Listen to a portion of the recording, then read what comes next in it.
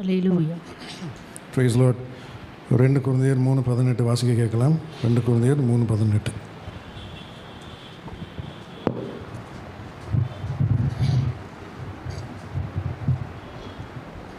ரெண்டு கொரிந்தியர் 3:18 பின்பகுதி.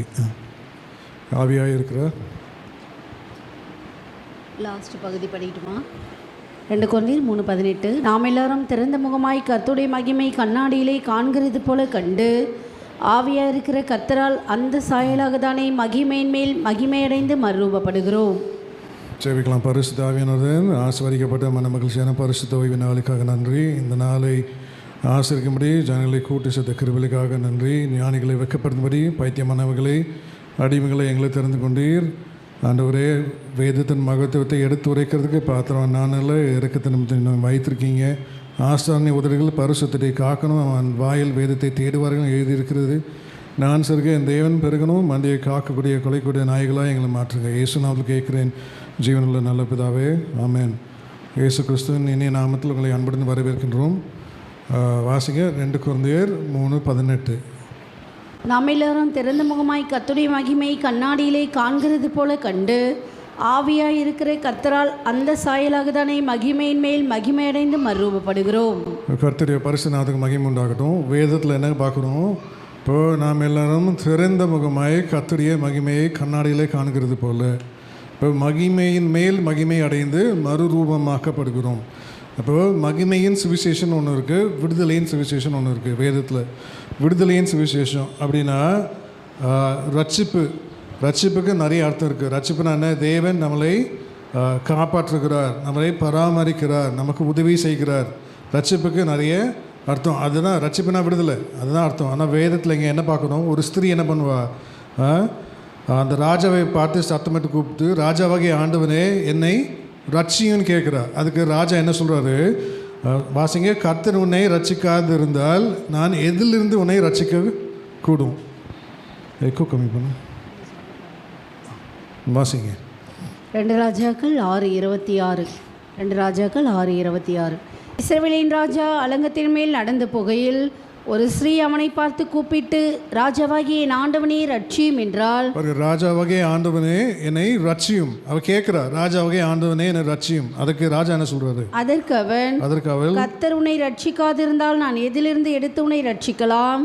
போதும். அப்போ தேவன் தான் ஒரு மனுஷனை ரட்சிக்கணும். ரட்சிப்புனா என்ன? தேவன் நம்மளை காப்பாற்றுகிறார், தேவன் நம்மளை பராமரிக்கிறார், தேவன் நமக்கு உதவி செய்கிறார். ரட்சிப்புனா தேவன் நம்மளை விடுதலை ஆக்குகிறான்னு அர்த்தம். சங்கீதம் 44:4 வாசிங்க. 44:4.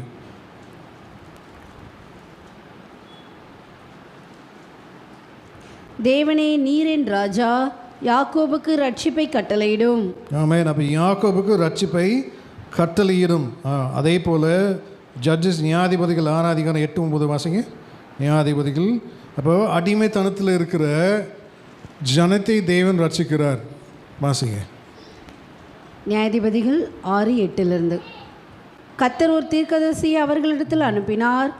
அவன் அவர்களை நோக்கி, இஸ்ரவேலின் தேவனாகிய கர்த்தர் உரைக்கிறது என்னவென்றால், நான் உங்களை எகிப்திலிருந்து வரவும் அடிமைத்தன வீட்டிலிருந்து புறப்படவும் செய்து எகிப்தியர் கையினின்றும் உங்களை ஒடுக்கின யாவருடைய கையினின்றும் உங்களை ரட்சித்து. போதும். வேதம் என்ன சொல்லுது? எகிப்தியர் கையிலிருந்து உங்களை ரட்சித்து. இங்கே இங்கிலீஷில் நான் படிக்கிறேன், கிங் ஜேம்ஸ் வெர்ஷனில், and I delivered you out of the hand of the Egyptian. I delivered you.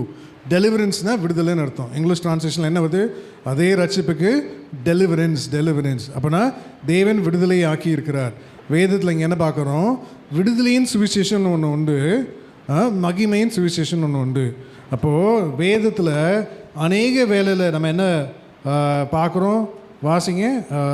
2 கொரிந்தியரிலே வரும் பாருங்கள். ஒழிந்து போகிற முடிவை இஸ்ரவேல் புத்திரர் நோக்கி பாராதபடிக்கு மோசே தன் முகத்தில் முக்காடு அணிந்தது போல. வாசிங்க. 2 கொரிந்தியர் 3:13.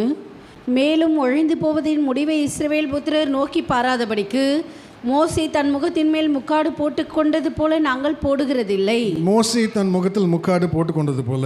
பழைய ஏற்பாடு ஜனம் வனாந்திரத்தில் என்ன பேர்? அவங்களுக்கு சபையார் என்று தேவன் அழைக்கிறார். நமக்கு என்ன பேர்? இப்போ நமக்கும் சபையார் என்று பேர். வேதத்தில் என்ன பார்க்குறோம்? அப்போ மோசே தன் முகத்தில் முக்காடு போட்டது போல நிறைய சபையில் இப்போ என்ன இருக்குது? ஒரு முக்காடு இருக்குது. என்ன முக்காடு இருக்குது? விடுதலையின் சுவிசேஷம். அதுதான் முக்காடு. இப்போது நம்ம என்ன பண்ணுறோம், சபைக்கு எல்லாரையும் கூட்டி சேர்க்குறோம். அநேக பேர் என்ன பண்ணுறோம், ஆதாயப்படுத்துகிறோம். வாங்க ட்ராக்ஸ் ஊழியம் பண்ணலாம். ஊழியம் பண்ணுறது நல்லது தான்.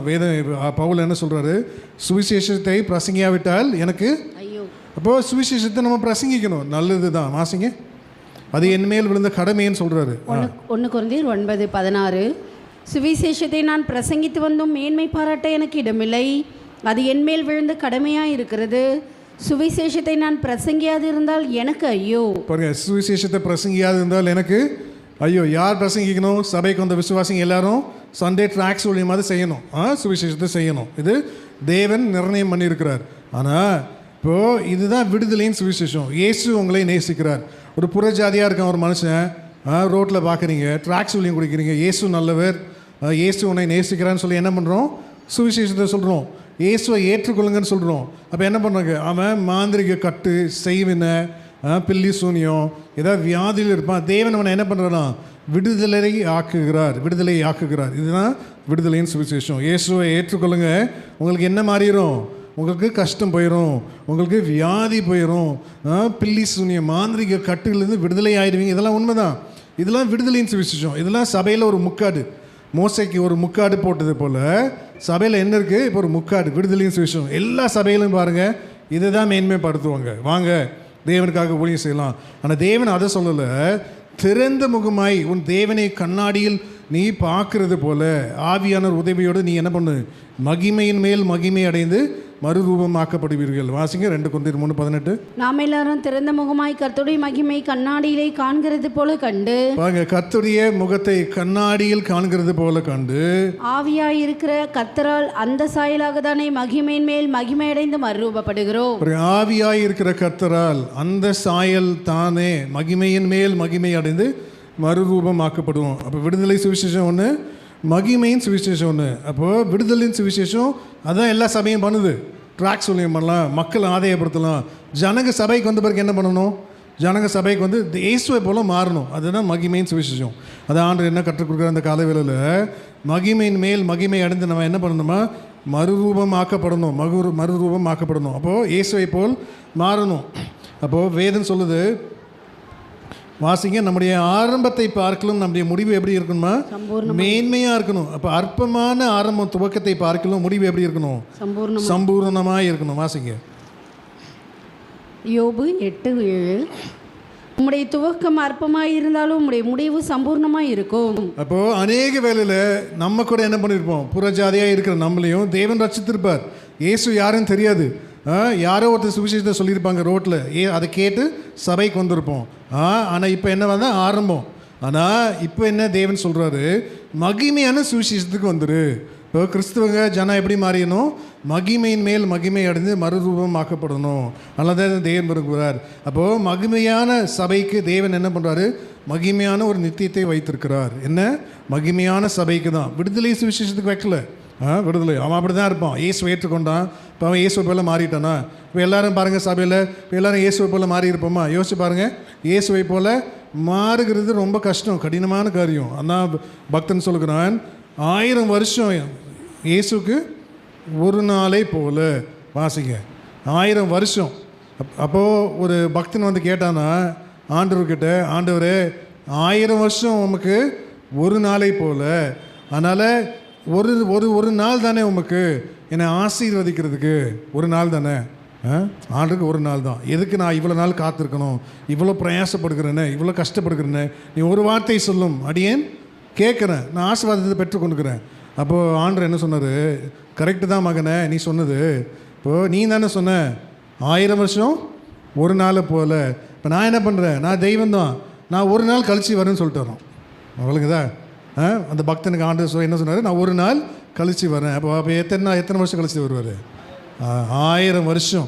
விடுதலையும் சுவிசேஷம் வச்சு இயேசுவை போல மாறலைன்னா பிரயோஜனமே இல்லை. வாசிங்க 2 பேதுரு 3:8.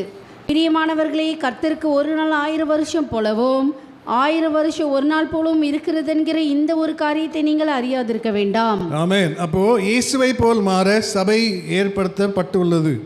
விடுதலையின் சுவிசேஷம். இயேசு உன்னை ரட்சிக்கிறார், இயேசு உன்னை குணமாக்குறார், இயேசு உன்னை ஆசீர்வதிக்கிறார், இயேசு உன்னை பராமரிக்கிறார், இயேசு உன்னை இதற்காக நம்ம சபைக்கு வரல, இயேசுவை போல் மாற நம்ம வந்திருக்கிறோம். அல்லேலூயா.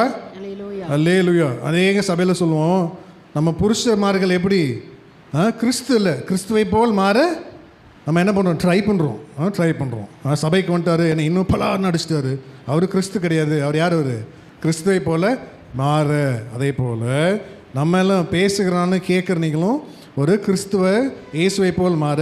இப்போ தேவனுடைய மகிமையை காண பழைய ஏற்பாட்டு ஜனங்களும் ஆவலாக இருந்தாங்க. பக்தன் என்ன சொல்கிறான், என் தேவனிடத்தில் நான் ஒன்று கேட்டேன், நான் அதையே கர்த்தருடைய மகிமையை காணும்படியாகவும் தேவனுடைய ஆலயத்தில் ஆராய்ச்சி செய்யும்படியாகவும் என் ஜீவனுள்ள நாளெல்லாம் கர்த்தருடைய ஆலயத்தில் தங்கியிருப்பதையே தெரிந்து கொள்கிறேன் பக்தன் சொல்லுகிறான். பாருங்க, பழைய ஏற்பாடு காலத்தில் கர்த்தருடைய மகிமையை பார்க்குறாங்க. வாசிங்க சங்கீதம் 27:4.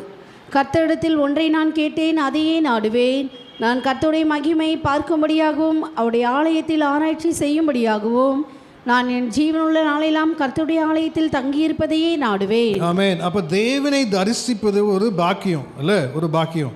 இப்போ எந்த மனுஷனும் தேவனை தரிசிக்கணும்னு விரும்புவான், பழைய ஏற்பாடு காலத்துலேயும் சரி புதிய ஏற்பாடு காலத்துலேயும் சரி. அப்போ ஒரு மனிதன் தேவனை சந்தித்தால் அவன் என்ன பண்ணுவான், செத்து போயிடுவேன்னு பயம் இருக்கும். பழைய ஏற்பாடுகளில் தேவனை சந்திச்சிட்டேன், நான் தேவனை கண்டேன், நான் இப்போ என்ன பண்ணிடுவேன், மரித்து விடுவேன்.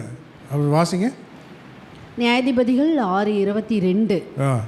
அப்பொழுது கிதியோன் அவர் கர்த்தருடைய தூதன் என்று கண்டு, ஐயோ கர்த்தரான ஆண்டவரே, நான் கர்த்தருடைய தூதனை முகமுகமாய் கண்டேனே என்றான். அதற்கு கர்த்தர், உனக்கு சமாதானம், பயப்படாதே, நீ சாவதில்லை என்று சொன்னார். ஏன் பழைய ஏற்பாடு காலத்தில் என்ன விரும்புகிறாங்க, என்ன நினைக்கிறாங்க, கர்த்தருடைய தூதன் தேவனை சந்திச்சோன்னா மனுஷன் என்ன பண்ணுவான், செத்து போயிடுவான் இல்லை. ஆனால் புதிய ஏற்பாடு காலத்தில் ஆண்டவர் என்ன சொல்கிறாரு, இருதயத்தில் சுத்தமுள்ளவர்கள் பாக்கியவான்கள், அவர்கள் தேவனை தரிசிப்பார்கள். நீ தேவனை போல மாறணும்னா உன் இருதயத்தில் ஒரு சுத்தம் வேணும். பரிசுத்தம் ரொம்ப முக்கியம். தேவன் எதிர்பார்க்குற சுத்தம் ரொம்ப முக்கியம். சுத்தம் இல்லைன்னா என்ன பண்ண, உலகத்திலேயே சொல்கிறான் சுத்தம் என்ன பண்ணுமா, சோறு போடும். சோறே இல்லை அப்படின்னு நீ சுத்தமாகவே இல்லைன்னு அர்த்தம். சோறே இல்லை, ஆண்டு பஞ்சத்து மேலே பஞ்சம், அடி மேலே அடி, அப்படின்னா நீ என்ன இல்லை, சுத்தம் இல்லைன்னு அர்த்தம். பரிசுத்தம் இன்னும் வரலைன்னு அர்த்தம். வாசிங்க மத்தேயு 5:8. இருதயத்தில் சுத்தமுள்ளவர்கள் பாக்கியவான்கள், அவர்கள் தேவனை தரிசிப்பார்கள். ஆமென். அப்போ இயேசுவை பார்க்க ஆவலா, தேவன் எப்படிப்பட்டவர் என்று நம்ம என்ன பண்ணணும், பார்க்க விரும்பணும். தேவன் கட்டளையிட்ட காரியங்கள் என்ன, நீ பழைய ஏற்பாட்டில் இவைகளாம் நீ செய்யும்போது கை கொள்ளும்போது தேவன் நமக்கு தரிசிப்பார் என்று பழைய ஏற்பாட்டு பரிசுத்தவான்களுடைய நம்பிக்கை. அதே போல் தேவன் என்ன பண்ணுறனா காண்பித்தார். பாருங்க லேவியராகும் 9:23 பாருங்கள். அங்கே மோசையும் ஆரணும் ஆசரிப்பு கூடாரத்துக்குள்ளே போய் வெளியே வந்து ஜனங்களை ஆசீர்வதிக்கிறாங்க. அப்போ ஜனங்கள் என்ன பண்ணுறாங்க, கர்த்தருடைய மகிமையை காண்கிறார்கள். வாசிங்க லேவியராகமும் 9:23. பின்பு மோசேயும் ஆரோனும் ஆசரிப்பு கூடாரத்துக்குள் பிரவேசித்து வெளியே வந்து ஜனங்களை ஆசீர்வதித்தார்கள். அப்பொழுது கர்த்தருடைய மகிமை சகல ஜனங்களுக்கும் காணப்பட்டது. ஜனங்களை ஆசீர்வதித்து சகல ஜனங்களும் கர்த்தருடைய மகிமையை காணப்பட்டது. சகல ஜனங்களுக்கு மகிமை காணப்பட்டது. இப்போ தேவன் என்ன சொல்றாரு, ஒழிந்து போகிற முடிவை இஸ்ரவேல் புத்திரர் நோக்கி பாராதபடிக்கு மோசே தன் முகத்தில் முக்காடு போட்டது போல. அப்படின்னா மோசையினால என்ன பண்ணுச்சு, நியாயப்பிரமாணம் கொடுக்கப்பட்டுச்சு. ஒழிந்து போகிற நல்லா கற்றுக்கொள்க, நியாயப்பிரமாணம் கொடுக்கப்பட்டுச்சு. அப்போது வேதம் சொல்லுது, எழுத்துக்கொள்ளும் ஆவியோ உயிர்ப்பிக்கும். வாசிங்க நியாயப்பிரமாணம் எழுத்துக்கள். 2 கொரிந்தியர் 3:6. புது உடன்படிக்கையின் ஒழிக்காரராய் இருக்கும்படி அவரே எங்களை தகுதியுள்ளவராக்கினார். அந்த உடன்படிக்கை எழுத்துக்குரியதாயிராமல் ஆவிக்குரியதாய் இருக்கிறது. எழுத்து கொள்ளுகிறது ஆவியோ உயிர்ப்பிக்கிறது. இப்போ எல்லாம் என்ன பாருங்க, இப்போ இந்த வேதத்தை என் கையில் எடுத்துட்டேன். இப்போ உட்கார்ந்துருக்க எல்லாரையும் நான் குற்றப்படுத்த முடியும். யார் எல்லாரையும், என் மனையை குற்றப்படுத்தையும், பாஸ்டமாக குற்றப்படுத்தையும், பாஸ்டரையும் நான் குற்றப்படுத்தலாம். முடியுமா முடியாதா? எல்லா வசனமே தெரியும் இல்லை. இப்போது அதே போல் இந்த வசனத்தின்படி என்னையே நான் குற்றப்படுத்த முடியும் அல்ல.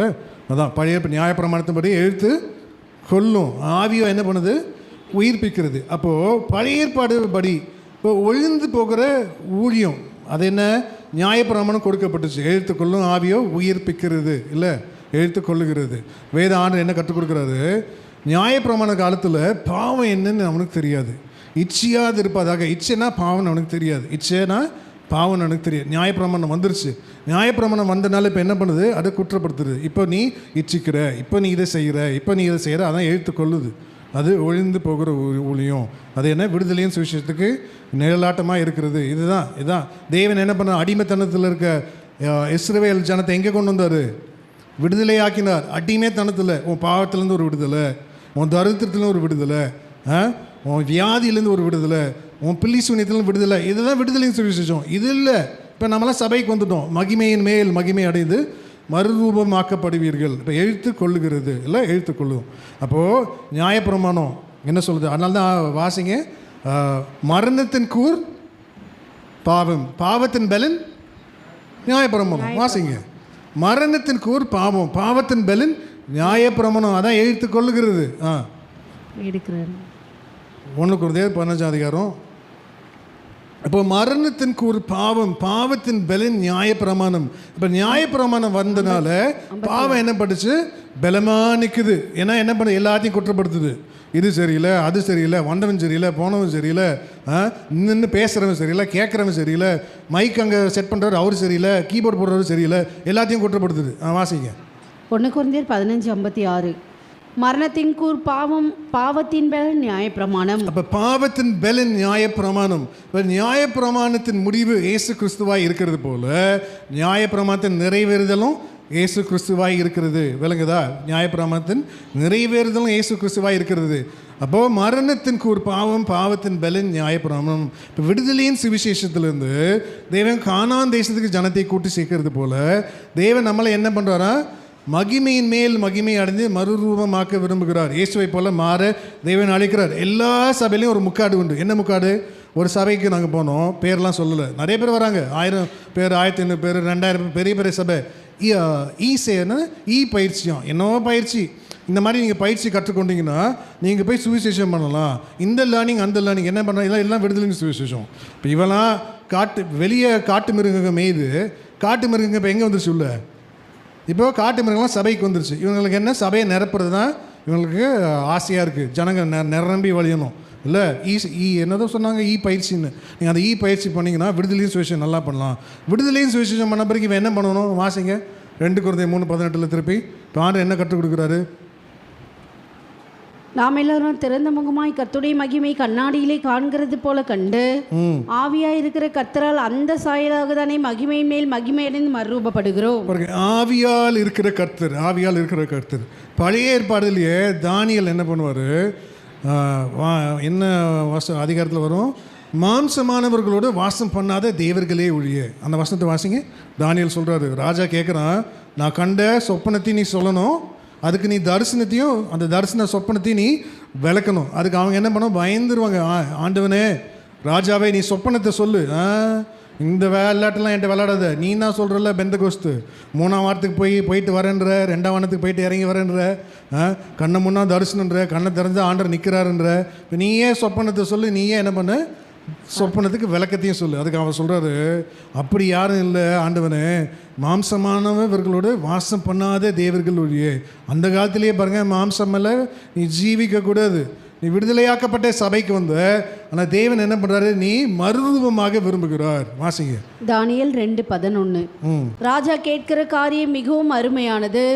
மாம்சமாய் இருக்கிறவர்களோடு வாசம் பண்ணாத தேவர்களை ஒழிய ராஜ சமூகத்தில் அதை அறிவிக்கத்தக்கவர் ஒருவரும் இல்லை என்றார்கள். பாருங்க, மாம்சமாய் இருக்கிறவர்களோடு வாசம் பண்ணாத தேவர்களே ஒழிய. அப்போ மாம்சமே இல்லை. அப்போ ஆவி, தேவன் ஆவியாக இருக்கிறார் இல்லை. அதான் ஆவியான உதவியோடு திறந்த முகமாய் கண்ணாடியில் பார்க்கிறது போல இயேசுவை போல் நீ மாற விரும்புகிறாயா? மகிமையின் மேல் மகிமை அடைந்து மறுரூபம் ஆக்கப்படணும். அப்போது மோசேயினால் என்ன பண்ணுவாங்க?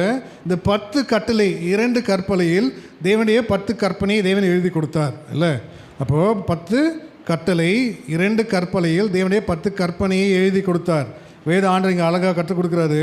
அப்போ கிரியை நிமித்தம் வருகிற கூலி கிருபை அல்ல. நீ செய்கிற பக்தியாக இருக்க, நான் கோயிலுக்கு வந்தேன், ஊழியன் செய்கிற, இதெல்லாம் விடுதலைன்னு விஷயம். கோயிலுக்கு வர்றது ஒரு கடமை. கோயிலுக்கு வர்றது அது கடமை. 4 மணிக்கு எழும்புறது ஒரு கடமை. யாரெல்லாம் 4 மணிக்கு எழும்புறீங்க? கை தூக்குங்க. என் வந்தாலே தான் பிரச்சனை. எப்போ பார்த்தாலும் 4 மணிக்கு எழும்புறா சொல்லுங்க. யார் மேலாம் 4 மணிக்கு எழும்புறீங்க? யாரெல்லாம் 5 மணிக்கு எழும்புறீங்க? இதெல்லாம் நீ ரட்சிக்கப்பட்டீங்கன்னா இது கடமை, இது நீ செய்யணும் இல்லை. அப்போது கிரியை நிமித்தம் வருகிற கூலி கிருபை அல்ல, அது கடமை. அதனால தான் பவுல் அழகாக சொல்கிறார். வாசிங்க கலாத்தியர் 5:4. நியாயப்பிரமாணத்தினால் நீங்கள் என்ன பண்ணுங்க? நீதிமான்களாக விரும்புகிறீங்க. நியாயப்பிரமாணத்தினால் நீதிமான்களாக விரும்புகிற நீங்கள் யாவரும், பாருங்க, நியாயப்பிரமாணத்தினால் நீதிமான்களாக விரும்புகிற நீங்கள் யாவரும் கிறிஸ்துவை விட்டு பிரிந்து கிருபை நின்று விழுந்தீர்கள். கிறிஸ்துவை விட்டு கிருபை நின்று விழுந்துட்ட. மகனே, நான் வந்து எம்ஏபிசியில் படித்தேன், டிபிசியில் படித்தேன், எஸ்ஏபிசியில் படித்தேன், அமெரிக்காவில் பைபிள் காலேஜில் படித்தேன், லண்டனில் படித்தேன். நியாயப்பிரமாணத்தினால நீ என்ன பண்ணுற? நீதிமானாக விரும்புகிற. நான் பைபிள் காலேஜ் படிச்சுட்டேன், நான் பரிசுத்தமாக பக்தி. உன தான் ஆண்டு என்ன பண்ணுவாராம்? உன் பக்தியை வெளியரங்கமாக கொண்டு வர தேவன் சித்தமாக இருக்கிறார். இந்த காலவெளியில் நான் ட்ராக்ஸ் ஊழியம் செய்கிறேன். ஆண்டவர், நான் தேவனுக்காக மக்களை ஆதாயப்படுத்துகிறேன், ஜனங்களை சேர்க்குறேன். நீ எனக்கு சேர்க்குற ஜனங்களை, சபைக்கு ஆளை சேர்க்குற. இப்போ என்ன பண்ண? ஓட்டு போடுறதுக்கு என்ன சேர்க்குறாங்க? ஜனங்களை சேர்க்குற மாதிரி சபையை மந்தியாக சேர்க்குறோம், அவ்வளோதான். அவன் எப்படி இருக்கான்? அதனால தான் இவன் என்ன பண்ணுறான்? நான் இப்படி இதை செஞ்சுட்டேன், ஏ பண்ணிட்டேன், பி பண்ணிட்டேன், சி பண்ணிட்டேன், டி பண்ணிட்டேன், இ பண்ணிட்டேன், காணிக்கையும் போட்டுட்டேன், தசமாவும் கொடுத்துட்டேன். இதில் என்ன இல்லை? இது அல்ல. நியாயப்பிரமாணத்தினால் நீதிமான்களாக விரும்புகிற நீங்கள் யாவரும் கிறிஸ்துவை விட்டு பிரிந்து கிருபை நின்று விழுந்தீர்கள். கிறிஸ்துவை விட்டு பிரிந்து கிருபையை விட்டு விழுந்துட்டோம். கிறிஸ்துவை விட்டு பிரிந்து. அப்போ நீ இதை செய்கிறதுல தேவன் விரும்பல. இப்போ விடுதலையின் சுவிசேஷத்தை தேவன் வரலை. எதற்காக தேவன் வந்தால் நல்லதான். இயேசு இல்லாமல் ஆன சொல்கிறல, என்னை இல்லாமல் உங்களுக்கு ரட்சிப்பு கிடையாது. அதை வாசிங்க. இயேசு தான் நம்மளை ரட்சிக்கிறார். தேவன் நம்ம இப்போ ரட்சித்து எங்கே கொண்டு வந்திருக்காரு? அடிமைத்தனத்தில் இருக்கிற எகிப்து ஜனத்தை கானான் தேசம். அப்போ அடிமைத்தனத்தில் இருக்கிற உன்னையனே தேவன் எங்கே கொண்டு போகிறார்? பரம கானானுக்கு கொண்டு போகிறார். அப்போது சபைக்கு எதற்காக தேவன் கொண்டு வருகிறார்? சபைக்கு எதற்காக? ஆண்டவர் எனக்கு ஒரு ஆட்டு கொடு, ஒரு கொட்டாயை கொடு, மாடு கொடு, இதுக்காக. இதெல்லாம் தேவன் தருவார். இதெல்லாம் முதலாவது கர்த்தருடைய ராஜ்யத்தின் நீதியின் தேடுகள், பிறகு எல்லாம் உங்களுக்கு கூட கொடுக்கப்படும். இதை ஃபஸ்ட்டு வாசிங்க. யோவான் 14:6. அதற்கு இயேசு, நானே வழியும் சத்தியம் ஜீவனுமாய் இருக்கிறேன், என்னை இல்லாமல் ஒருவனும் பிதாவிடத்தில் வரான். ஆமென். அப்போது இயேசு தான் இழுத்துக்கொள்ளணும். இப்போ தேவன் என்ன பண்ணுறாரு? விடுதலையின் சுவிசேஷத்தை அறிவிக்கிறோம். ஆனால் மகிமையின் மேல் மகிமை அடைந்து நீ மறுரூபமாக்கப்படணும். அதனால் தேவன் விரும்புகிறார். மகிமையான சுவிசேஷம் ஒன்று இருக்குது. அப்படின்னா அதனால தான் நம்ம என்ன வாசிக்கிறோம்? எந்த மனுஷனையும் கிறிஸ்து இயேசுவுக்குள் தேறினவனாக நிறுத்தும்படி என்ன பண்ணுறோம்? நாங்களே புத்தி சொல்லி உபதேசம் பண்ணுகிறோம். எந்த மனுஷனும் இயேசு போல நீ மாறு, இயேசுவை போல நீ மாறு. சபைக்கு வந்து நீ வந்து காணிக்கப்பட்டியை போட்டு கல்லாவை நிரப்புறதுல பிரயோஜனம் இல்லை. வாசிங்க.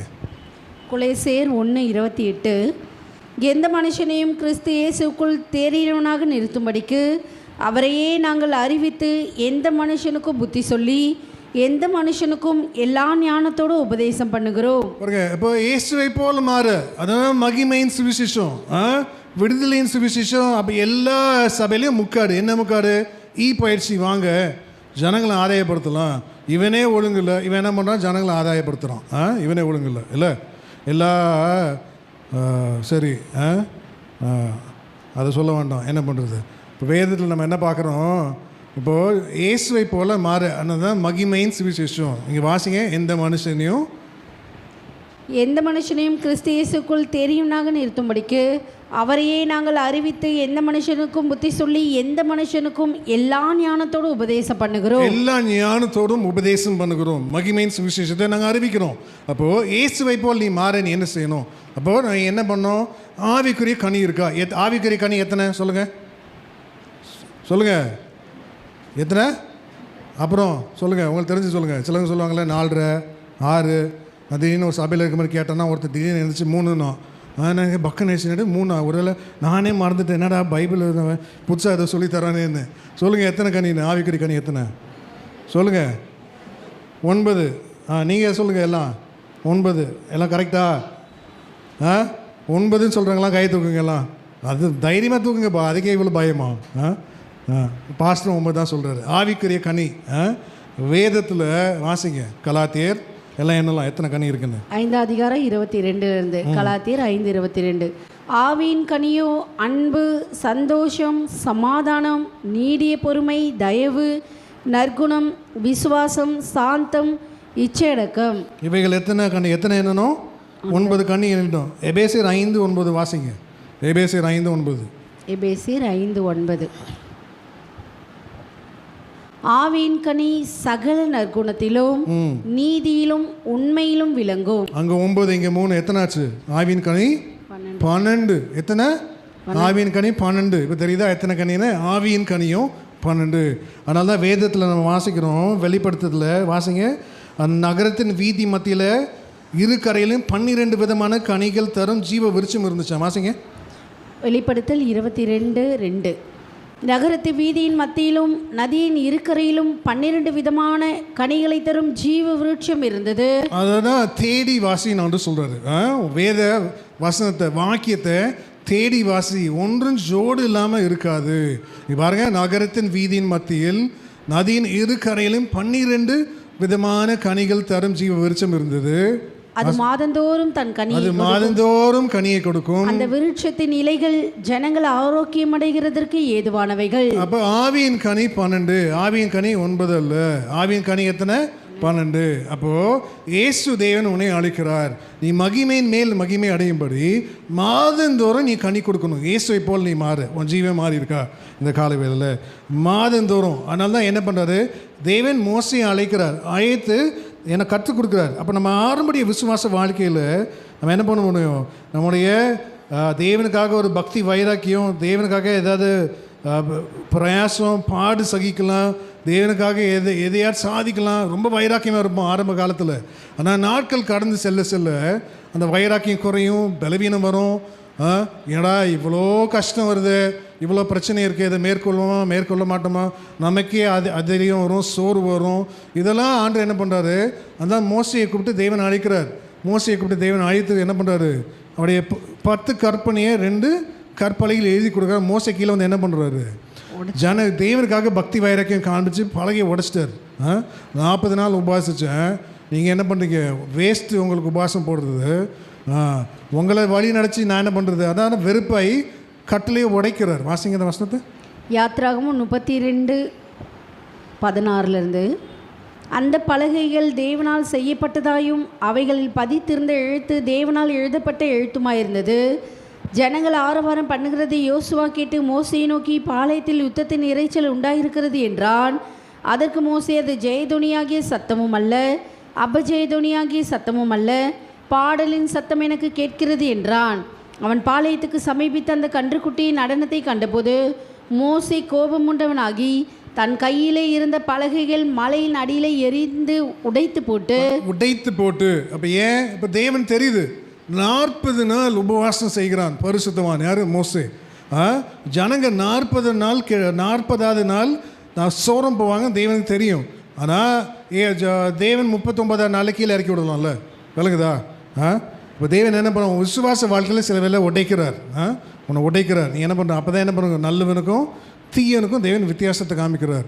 வெளிச்சத்தின் பிள்ளைகளுக்கும் இருளின் பிள்ளைகளுக்கும் வித்தியாசம் காமிக்கிறார். விடுதலை சுவிசேஷத்தை அறிவிக்கிற சபைக்கும் மகிமையின் மேல் மகிமை அடைந்து இயேசுவை போல் மறுரூபம் ஆகிற சபைக்கும் தேவன் வித்தியாசத்தை காண்பிக்க போகிறார். விளங்குதா? ஜனங்களை என்ன பண்ணக்கூடாது, ஆத்ம ஆதாயப்படுத்துறேன்னு சொல்லி ஜனங்களை மாறாமல் கூட்டமாக இருக்கிற சபை நிறைய உண்டு. எப்போ பார்த்தாலும் விடுதலையும் சுவிசேஷம், ஒரு கேரக்டர் மாறாது, ஒரு ஜீவியம் மாறாது. அவனுக்கு போட்டக்க நிறைய பேர் தேவன் அழைக்கிறார். நான் கிராஜுவேஷன் வாங்கினோம். கிராஜுவேஷன் வாங்கும்போது என் பக்கத்தில் ஒரு பையன் நின்றுட்டுருக்கான். நல்லா கேளுங்க. இப்போ நாங்கள் வந்து எக்ஸ்டென்ஷனில் தானே படித்தோம். நான் ரொம்ப தாழ்மையாக சொல்கிறேன். அவன் இந்த பையனுக்கு 1 லட்சம் சம்பளம். நான் அவனை பேசிகிட்டு இருக்கேன். இப்போ மிச்சவங்களாம் நிறைய பேர் நிற்கிறாங்க. எல்லாரையும் பார்த்தியான்னு கேட்டேன். அவனும் பார்த்தேன் அப்படின்னா, நல்லா பாரு அப்படின்னேன். நல்லா தான் பார்க்குறேன் அப்படின்னா. எல்லோரும் பார்த்தா எப்படி இருக்குது அப்படின்னு. அவன் இப்படியே முறைச்சி என்னை பார்த்தான், ஒன்றுமே சொல்லலை. என்ன யோசிக்கிறேன், என்ன என்ன சொல்ல வரேன்னு எனக்கு தெரியுது அப்படின்னு. எல்லாரையும் பார்த்தா எப்படி இருக்குது, பஞ்ச பரதேசிங்க மாதிரி இல்லை எல்லாம் எப்படி இருக்காங்க. கிராஜுவேஷன் எல்லாம் ஊழியத்துக்கு ஆண்டர் அழைக்கிறாரு. நிறைய பேருக்கு ஃபீஸ் கட்ட காசு கிடையாது. நல்ல துணி மட்டும் காசில் உண்மை தானே, பாசத்தை கேட்போம். உண்மைதான். தேவன் அழைக்கிறார். இயேசு மேலே இருக்கிற வாஞ்சி நிமித்தம் அவனை ஊழியக்காரனை அழைக்கிறார். ஆனால் வர ஊழியத்துக்கு வந்து தேவன் அவங்களை ஆசீர்வதிச்சோன்னா அவங்க எப்படி மாறிடுறாங்க, போடுற சட்டை என்ன, போடுற பேண்ட் என்ன, கையில் கட்டுற வாட்ச் என்ன, அப்படி திருப்பி ஆட்டி, இன்றைக்கி ப்ளூ நாளைக்கு பிளாக், இன்னொன்று கோல்டு, இன்னொன்று சில்வரு, ஒரே ரிஸ்ட். என்ன வாட்ச் எது இப்போ வருது இந்த கர்மம், என்ன வாட்ச் அது என் பொண்ணுகிட்ட கேட்டால் தெரியும். இந்த பிபிலாம் காமிக்கும். ஸ்மார்ட் வாட்ச் கலராக போட்டுக்கிறது. நான் அவனும் பேசுகிறோம். மேலே ஏறி இறங்குறவெல்லாம் பஞ்ச பரதேசியாக தான் இருக்கான், ஒன்றுமே இல்லை. அவனை பார்த்தாலே இப்போ கஷ்டமாக இருக்குது, முகத்தை பார்த்தாலே. இப்போ இயேசுக்காக அவன் வந்துட்ட பிறகு தேவன் அவனை உயர்த்துறாரு. என்ன ஸ்டைல் பண்ணுறானுங்கப்பா ஊழியக்காரங்களாம், சும்மாலாம் கிடையாது. ஊழியக்காரலாம் என்ன சட்டை கலர் கலரா, என்ன பேண்ட்டு கலர் கலரா இல்லை, அப்போ பிடிக்கவே முடியுதில்ல. அப்புறம் மாடி மேலே வீடு தான். அப்போ இப்போ நாங்களே பேசிக்கிட்டோம். அப்போ தேவன் என்ன பண்ணுறாரு, பாரு எல்லாத்தையும் பாரு. ஆமாம், 1 லட்சம் சம்பளம் வாங்குகிறோம். ஆண்டு கிருபையில் நான் ஏதோ கொஞ்சம் சம்பாதிக்கிறேன். ஆண்டுக்காக நாங்கள் ஏதோ ஆலயத்தை கட்டுறோம், ஏதோ கொஞ்சம் நன்மை செய்கிறோம். இப்போ எங்களை ஆண்டு ஊழியத்துக்கு கொண்டு வர்றாரு. எங்களை ஆண்டு எங்கே கொண்டு வர, மோசையை ஆண்டு எங்கே பண்ணாரு? அவன் ராஜா, அரண்மனையில் இருக்கிறவனை தேவன் எங்கே கொண்டு வர்றாரு? வாசிங்க. அரண்மனையை வெறுத்து, பாவ சந்தோஷத்தை வெறுத்து, அப்புறம் என்ன, பாரன் குமாரத்தி என்னுடைய மகன் என்பது பட்டத்தை வெறுத்து அவன் என்ன பண்ணுறான்? ஊழியத்துக்கு வரான். ஆனால் இங்கே எல்லாம் எப்படி பஞ்ச பரதேசியாக இருக்கிற ஒன்னியனே தேவன் அழைக்கிறார். ஊழியத்துக்கு வந்தோடனே இவங்களுக்கு கொம்ப இருக்குது. வாசிங்க. எபிரேயர் 11:24. விசுவாசத்தினால் மோசே தான் பெரியவனான போது பாதை பார்க்கிலும் தேவனுடைய ஜனங்களோடு துன்பத்தை அனுபவிப்பதையே தெரிந்து கொண்டு இனிவரும் பலன் மேல் நோக்கமாயிருந்து எகிப்துள்ள பொக்கிஷங்களிலும் கிறிஸ்துவின் நிமித்தம் வரும் நிந்தையை அதிக பாக்கியம் என்று எண்ணினான். ஆமென். திருப்பி வாசிங்க பொறுமையா. விசுவாசத்தினாலே மோசே தான் பெரியவனான போது பார்வோனுடைய குமாரத்தின் மகன் எண்ணப்படுவதை வெறுத்து. என்ன வெறுக்கிறான்? இப்போ மோசஸ் யாரு? இஜிப்சியன் கிங்டம், எகிப்து உலகத்தையே ஆண்டாங்க இல்லை. ஒரே ராஜா தான் உலகத்துக்கு, அது மோசே தான். மோசையை கட்டின பிரமிட்ஸ்லாம் இன்னும் இருக்குது. ஈஜிப்ட் போனால் நீங்கள்லாம் பார்க்கலாம். கண்ணால் நான் தடவி பார்த்துருக்கேன். பெரிய பெரிய ஆர்கிடெக்ட், பெரிய பில்டர் மோசஸ். மோசே பெரியவனான போது பார்வோனுடைய குமாரத்தை மகன் என்னப்படுவதை வெறுத்து அநித்தியமான பாவ சந்தோஷங்களை அனுபவிப்பதை. சந்தோஷம், பாவத்தில் ஒரு சந்தோஷம் இருக்குது இல்லை, இதில் ஆடம்பரத்தில் ஒரு சந்தோஷம் இருக்குது. நீ ஆடம்பரத்தை நீ விரும்புகிற, அதான் பாவம் இல்லை. உலகம் எல்லாத்தையும் அனுபவிக்க எனக்கு அதிகாரம் உண்டு, ஆனால் எல்லாமே எனக்கு தகுதியாக இல்லை. மோசே என்ன பண்ணுறாரு? பாவ சந்தோஷங்களை வெறுத்து அப்புறம் அனுபவிப்பதை பார்க்கிலும் தேவனுடைய ஜனங்களோடு துன்பத்தை அனுபவிப்பதையே தெரிந்து கொண்டு. நீ கொட்டால இருக்க, நான் என்ன பண்றேன்? தேவனுக்காக கொட்டால இருக்கிறேன். நீ என்ன பண்ற? கஷ்டப்படுற. உனக்காக நான் என்ன பண்றேன்? கஷ்டப்படுறேன். நீ தரித்திரனா இருக்க, நானும் உனக்காக என்ன பண்றேன்? தரித்திரனா மாறி விடுக்கிறேன். எளிய வாழ்க்கைக்கு நானும் வரேன். எளிமையான உடையை தரித்து கொள்கிறேன். எளிமையான சிந்தையை என்ன பண்றேன்? வைத்து கொள்கிறேன். ஊழியக்காரங்க என்ன சொன்ன? நான் கஷ்டப்பட்டேன், ஆண்டவனை உயர்த்தினாரான். மோசை என்ன பண்ணார்? கஷ்டப்பட்டார், ஏன் மாளிகை விட்டு கீழே வரணும்? விலகுதா? அப்போது நல்ல ஊழியக்காரன் தேவனுக்காக மகிமையின் சுவிசேஷத்தை என்ன பண்ணுவான்? ஜனங்களுக்குள்ளே விதைப்பான். மகிமையின் மேல் மகிமை அடைந்து மறுரூபமாக்கப்படுவார்கள். இயேசுவை போல் நீ மாறு. இயேசுவை போல் மாறதான் நம்ம விரும்பணும். அப்போது மோசை கீழே இறங்கி வந்து 2 கற்பலையும் உடைத்து விட்டான். இதை எதை காண்பிக்கிறது? பழைய ஏற்பாடு காலத்தில் 2. அப்போது நவமான இருதயம் ஒன்று, அப்புறம் உள்ளத்தில் புதிதான ஆவி ஒன்று. இதுதான் 2 அடையாளம். வாசிங்க. எசேக்கியேல் 36:26. எசேக்கியேல் 36:26. உங்களுக்கு நவமான இருதயத்தை கொடுத்து உங்கள் உள்ளத்திலே புதிதான ஆவி கட்டளையிட்டு கல்லான இருதயத்தை உங்கள் மாம்சத்திலிருந்து எடுத்து போட்டு சதையான இருதயத்தை உங்களுக்கு கொடுப்பேன். அப்போ தேவன் என்ன பண்ணுறாரு? திருப்பி மோசையை அழைக்கிறார். அழைத்து என்ன பண்ணுறாரு? அந்த வசனத்தை வாசிங்க. மோசை அழைத்து நீ உடைத்த 2 கற்பலைகளுக்கு ஒத்த 2 கற்பலையை நீயே எடுத்துட்டு வான்னு ஆண்டு சொல்றார். யாத்ராகமம் 34:1. கர்த்தர் மோசையை நோக்கி, முந்தின கற்பலைகளுக்கு ஒத்த 2 கற்பலைகளை இழைத்துக்கொள். நீ உடைத்து போட்ட முந்தின பலகைகளில் இருந்த வார்த்தைகளை அவைகளில் எழுதுவே.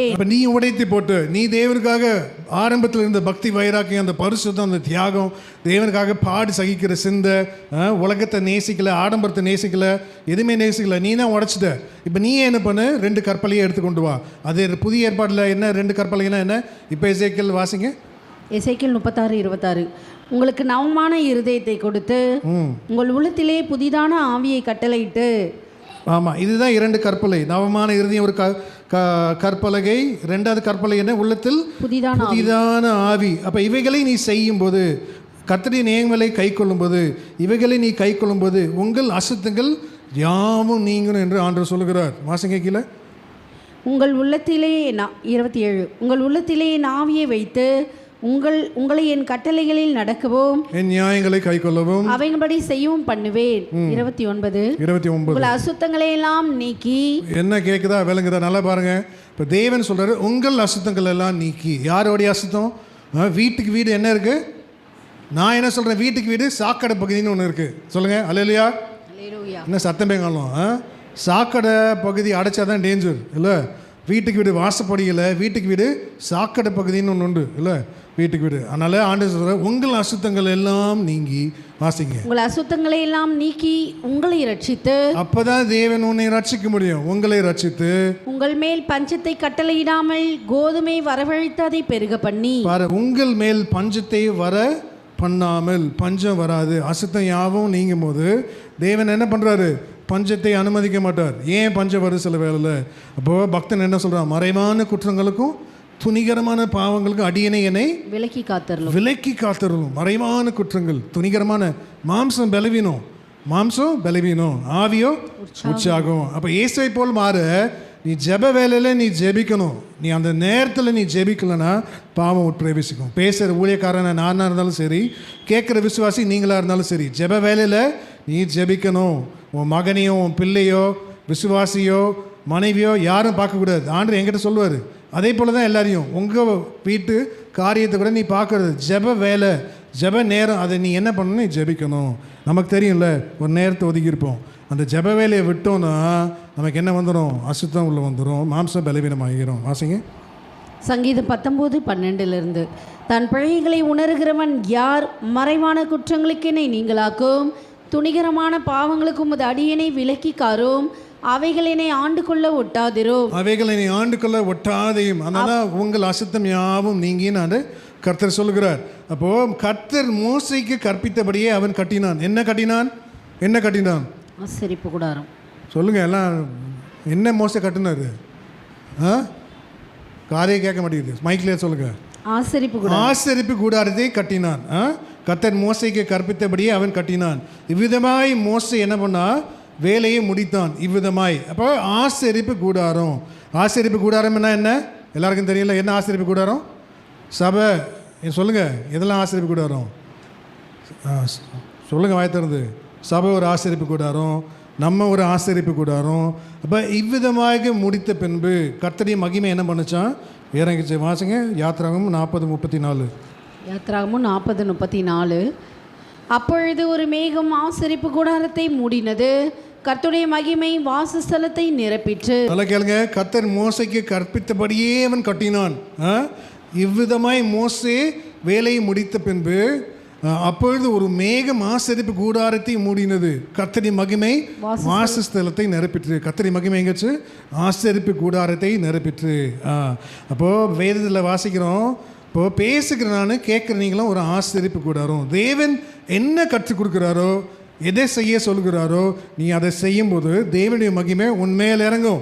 உன் வாசஸ்தலத்து மேல் தேவனுடைய மகிமை காணப்படும். தேவனுக்காக நீ ஒரு பக்தி வைராக்கியமா, நீ பரிசுத்தத்துக்காக, நீ தேவனுக்காக நீ ஊழியம் செய்யும்போது, நீ தேவனுக்காக ஊழியம் என்பது என்ன? நிறைய பேருக்கு ஊழியனால என்னன்னு தெரில. ஆண்டவர் சொல்கிற வாசிங்க கலா தெரில. நீ மனுஷனை நான் இன்னும் பிரியப்படுத்தினா நான் கர்த்தருடைய ஊழியக்காரன் அல்லவே. மனுஷனை நீ பிரியப்படுத்தக்கூடாது. மனுஷனை எல்லாம் இப்போது விடுதலையும் சுவிசேஷம் எல்லா சபையும் பாருங்கள், ஜனங்களை நல்லா கண்டிப்பாக நடத்த மாட்டாங்க. வெறும் ரட்சிப்பை அறிவிப்பாங்க. சபைக்கு ஜனங்க வரும், ஆனால் அவங்க ஜீவியம் மாறாது. அவன் இருக்கிற வண்ணமாகவே இருப்பான். காணிக்கப்பட்டு நிரப்பினா போகிற ஊழியக்காரங்களாம் இருக்காங்க. வாசிங்க கலாத்தியர் 1:10. இப்பொழுது நான் மனுஷரையா தேவனையா யாரை நாடி போதிக்கிறேன்? மனுஷரையா பிரியப்படுத்த பார்க்கிறேன்? நான் இன்னும் மனுஷரை பிரியப்படுத்துகிறவனாயிருந்தால் நான் கிறிஸ்துவின் ஊழியக்காரன் அல்லவே. ஆமென். அப்போ கிறிஸ்துவின் ஊழியக்காரன் இல்லை. ஊழியக்காரனா யார் ஊழியக்காரங்க? சொல்லுங்க, யார் ஊழியக்காரங்க? சொல்லுங்க, வாய் கேட்க மாட்டேங்குது. யார் ஊழியக்காரங்க? சொல்லுங்க. ஊழியக்காரன் யார் இன்னைக்கு? கர்த்தருக்காக வாழ்கிறவன் ஊழியக்காரன். சரி, அப்புறம் சொல்லுங்கள். இப்போ என்னை பார்த்தா எப்படி இருக்கு உங்களுக்கு? இப்போ நாங்கள் ஊழியக்காரங்க இல்லை. இப்போ ஆண்டவர் என்ன சொல்கிறாரு? நீங்கள் நல்லா கேளுங்க. நான் இன்னும் மனுஷனை பிரியப்படுத்துகிறவனாக இருந்தால் நான் கிறிஸ்துவனுடைய ஊழியக்காரன் அல்ல. ஃபஸ்ட்டு ஊழியம் நான் ஃபஸ்ட்டு பிறக்கிறது ஆவிக்குரிய சரீரம் அல்ல. ஃபஸ்ட்டு பிறக்கிறது என்ன? மாம்ச ஜென்ம சரீரம். வாசிங்க. ரெண்டாவது பிறக்கிறது ஆவிக்குரிய சரீரம். ரெண்டாவது பிறக்கிறது என்ன? நீ முழுக்க ஞானஸ்தான உபதேசத்தை நீ கேட்டு முழுக்க ஞானஸ்தான சத்தியத்துக்கு ஒப்பு கொடுத்து முழுக்க ஞானஸ்தானம் எடுக்கிறல்ல, அப்போ ஆவிக்குரிய சரீரம் பிறக்குது. ஆவிக்குரிய சரீரம். அப்போது ஆவிக்குரிய சரீரம் சொல்லும், கோவப்படாத, மாம்சம் தானே கோவம் வரும். எரிச்சல் படாத, மாம்சம் தானே எரிச்சல் வரும். பழி வாங்காத, மாம்சம் தானே, பழி வாங்கணும். அவன் நன்றி கெட்டவனாக இருக்கான், கர்த்தர் பார்த்து கொள்வார். நீ என்ன பண்ணாத, அந்த கணக்கை கர்த்தரத்தில் கொடுத்துரு. மாம்சம் தானே, அதான். அப்போ உன் சொந்த சரீரத்துக்கு செய்கிறது தான் ஃபஸ்ட்டு ஊழியம், அதுதான் ஊழியம். அதான் ரெண்டாவது சரீரம். மூத்தவன் இளையவனுக்கு ஊழியம் செய்கிறான்னு வேதம். இதை ஃபஸ்ட்டு வாசிங்க. 1 கொரிந்தியர் 15:46. ஆகிலும் ஆவிக்குரிய சரீரம் முந்தினதல்ல, ஜென்ம சரீரமே முந்தினது, ஆவிக்குரிய சரீரம் பிந்தினது. அப்போ ஃபஸ்ட்டு சரீரம் மூத்தவன், ரெண்டாவது சரீரம் இளையவன். அதனால மூத்தவன் இளையவனுக்கு ஊழியம் செய்வான். வாசிங்க. மூத்தவன் அப்போ யார்? எனக்கு யாருக்கெல்லாம் அண்ணன் இருக்காங்க, யாருக்கெல்லாம் கை தூக்குங்க. ஓகே, யாருக்கெல்லாம் அக்கா இருக்காங்க, அவங்க மூத்தவர், நீங்கள் இளையவன். அப்போ மூத்தவன் இளையவனுக்கு என்ன பண்ணுவான்? ஊழியம் செய்வான். உங்களுக்கு நீங்கள் வந்து ஊழியம் செய்வாங்களா? என் அண்ணனை வந்து, அண்ணா என் கார் அழுக்காருக்கு வந்து கழுவாரா சொல்லுங்கள். அங்கேருந்து விட்டுருவார், ஒரு பாம் ஸ்ட்ரைட்டாக வந்துடும். இருக்கிறது ஒரு கார், அதுவும் 4 டயர் பங்க்சர் ஆயிரும். வாசிங்க. ரோமர் 9:12. 11 படிக்கட்டுமா? படிங்க. ரோமர் 9:11. பிள்ளைகள் இன்னும் பிறவாமலும் நல்வினை தீவினை ஒன்றும் செய்யாமலும் இருக்கையில் தேவனுடைய தெரிந்து கொள்ளுதன்படி இருக்கிற அவருடைய தீர்மானம் கிரிகளாலே நிலை நிற்காமல் அழைக்கிறவராலே நிலை நிற்கும்படிக்கு. தீர்மானம் எப்படி? கிரியினால் அல்ல. அதனால கிரியின் வருகிற கூலி கிருபை அல்ல. அதான் வாசிங்க. அழைக்கிறவராலே நிலை நிற்கும்படிக்கு மூத்தவன் இளையவனுக்கு ஊழியம் செய்வான் என்று அவளுடனே சொல்லப்பட்டது. விளங்குதா? மூத்தவன் இளையவனுக்கு ஊழியம் செய்வான். மூத்த சரீரம் இளைய சரீரத்துக்கு செய்கிறது தான் ஊழியம். ஃபஸ்ட்டு உனக்கு செய்கிறது தான் ஊழியம். உனக்கு ஒன்றை அடக்க முடியல, உன் குடும்பத்தை அடக்க முடியல, கண்டதையும் பேசக்கூடாதுல்ல. இப்போ ஏன் என்ன அடக்க முடியல, என் குடும்பத்தை அடக்க முடியல, நான் கண்டதையும் பேசக்கூடாது. நான் ஜனங்க பார்க்குறாங்களாம் மடையனுங்க கிடையாதுல்ல. சொல்லுங்கள், நான் கண்டதையும் பேசலாமா? என்னையே அடக்க முடியல, என் கண்ணுக்கு பாதுகாப்பு இல்லை, என் சரீரத்தை அடக்க முடியல, நான் கத்திரி சபையை எப்படி நான் பலமாக அடக்க கொள்ள முடியும்? என் இஷ்டத்துக்கு என் பொண்ணு ஜீன்ஸ் பேண்ட் போட்டுக்கோ, குட்டையாக ட்ரெஸ் பண்ணிக்கோ, சினிமாக்காரி மாதிரி மேக்கப் போட்டுக்கோ, பேயே பார்க்க மாட்டா. வீட்லேயே ஒரு பேயை வளர்க்குறேன், கேட்க மாட்டாங்களா? என்ன ஐயா நீங்கள் வீட்டில் ஒரு பேயை வளர்க்குறீங்கன்னு? இப்போ என் பிள்ளை மேக்கப் போடலை, காது குத்தலை, என் பிள்ளை என்ன பண்ணுறது, நகை போடலை. இப்போ நான் என்ன பண்ணணும்? என் பிள்ளை அப்படி தான் இருக்கா, எதுவுமே பண்ணலை. அப்போது இப்போ நீ ஒன்றை அடக்க முடியல, உன் வீட்டை அடக்க முடியல, நீ என்ன பண்ணுற? நீ சபையை நடத்தலாமா? சபை நடத்துறதுக்கு நீ அன்ஃபிட்டு இல்லை. அதுதான் விடுதலையின் சுவிசேஷம். மகிமையின் மேல் மகிமை அடைகிறது, இயேசுவை போல் மாறுகிறது. அப்போ ஆண்டவர் என்ன சொல்கிறாரு?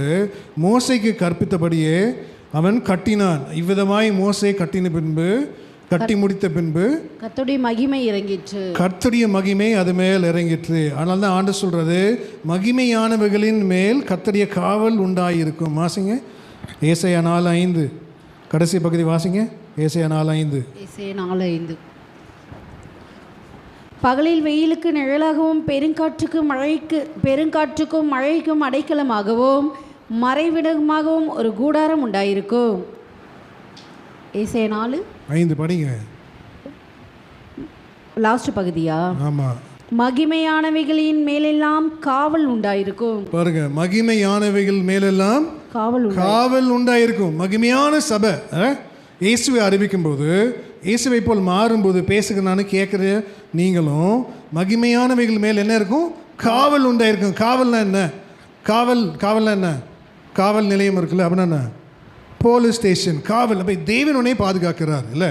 விடுதலையின் சுவிசேஷம் அல்ல, மகிமையின் சுவிசேஷத்தை நீ அறிவிக்கும் போது, நீ மகிமையாக நீ மாறும்போது, மகிமையானவைகளின் மேலெல்லாம் காவல் உண்டாயிருக்கும் உன் தேவனாய கர்த்தர் சொல்கிறார்.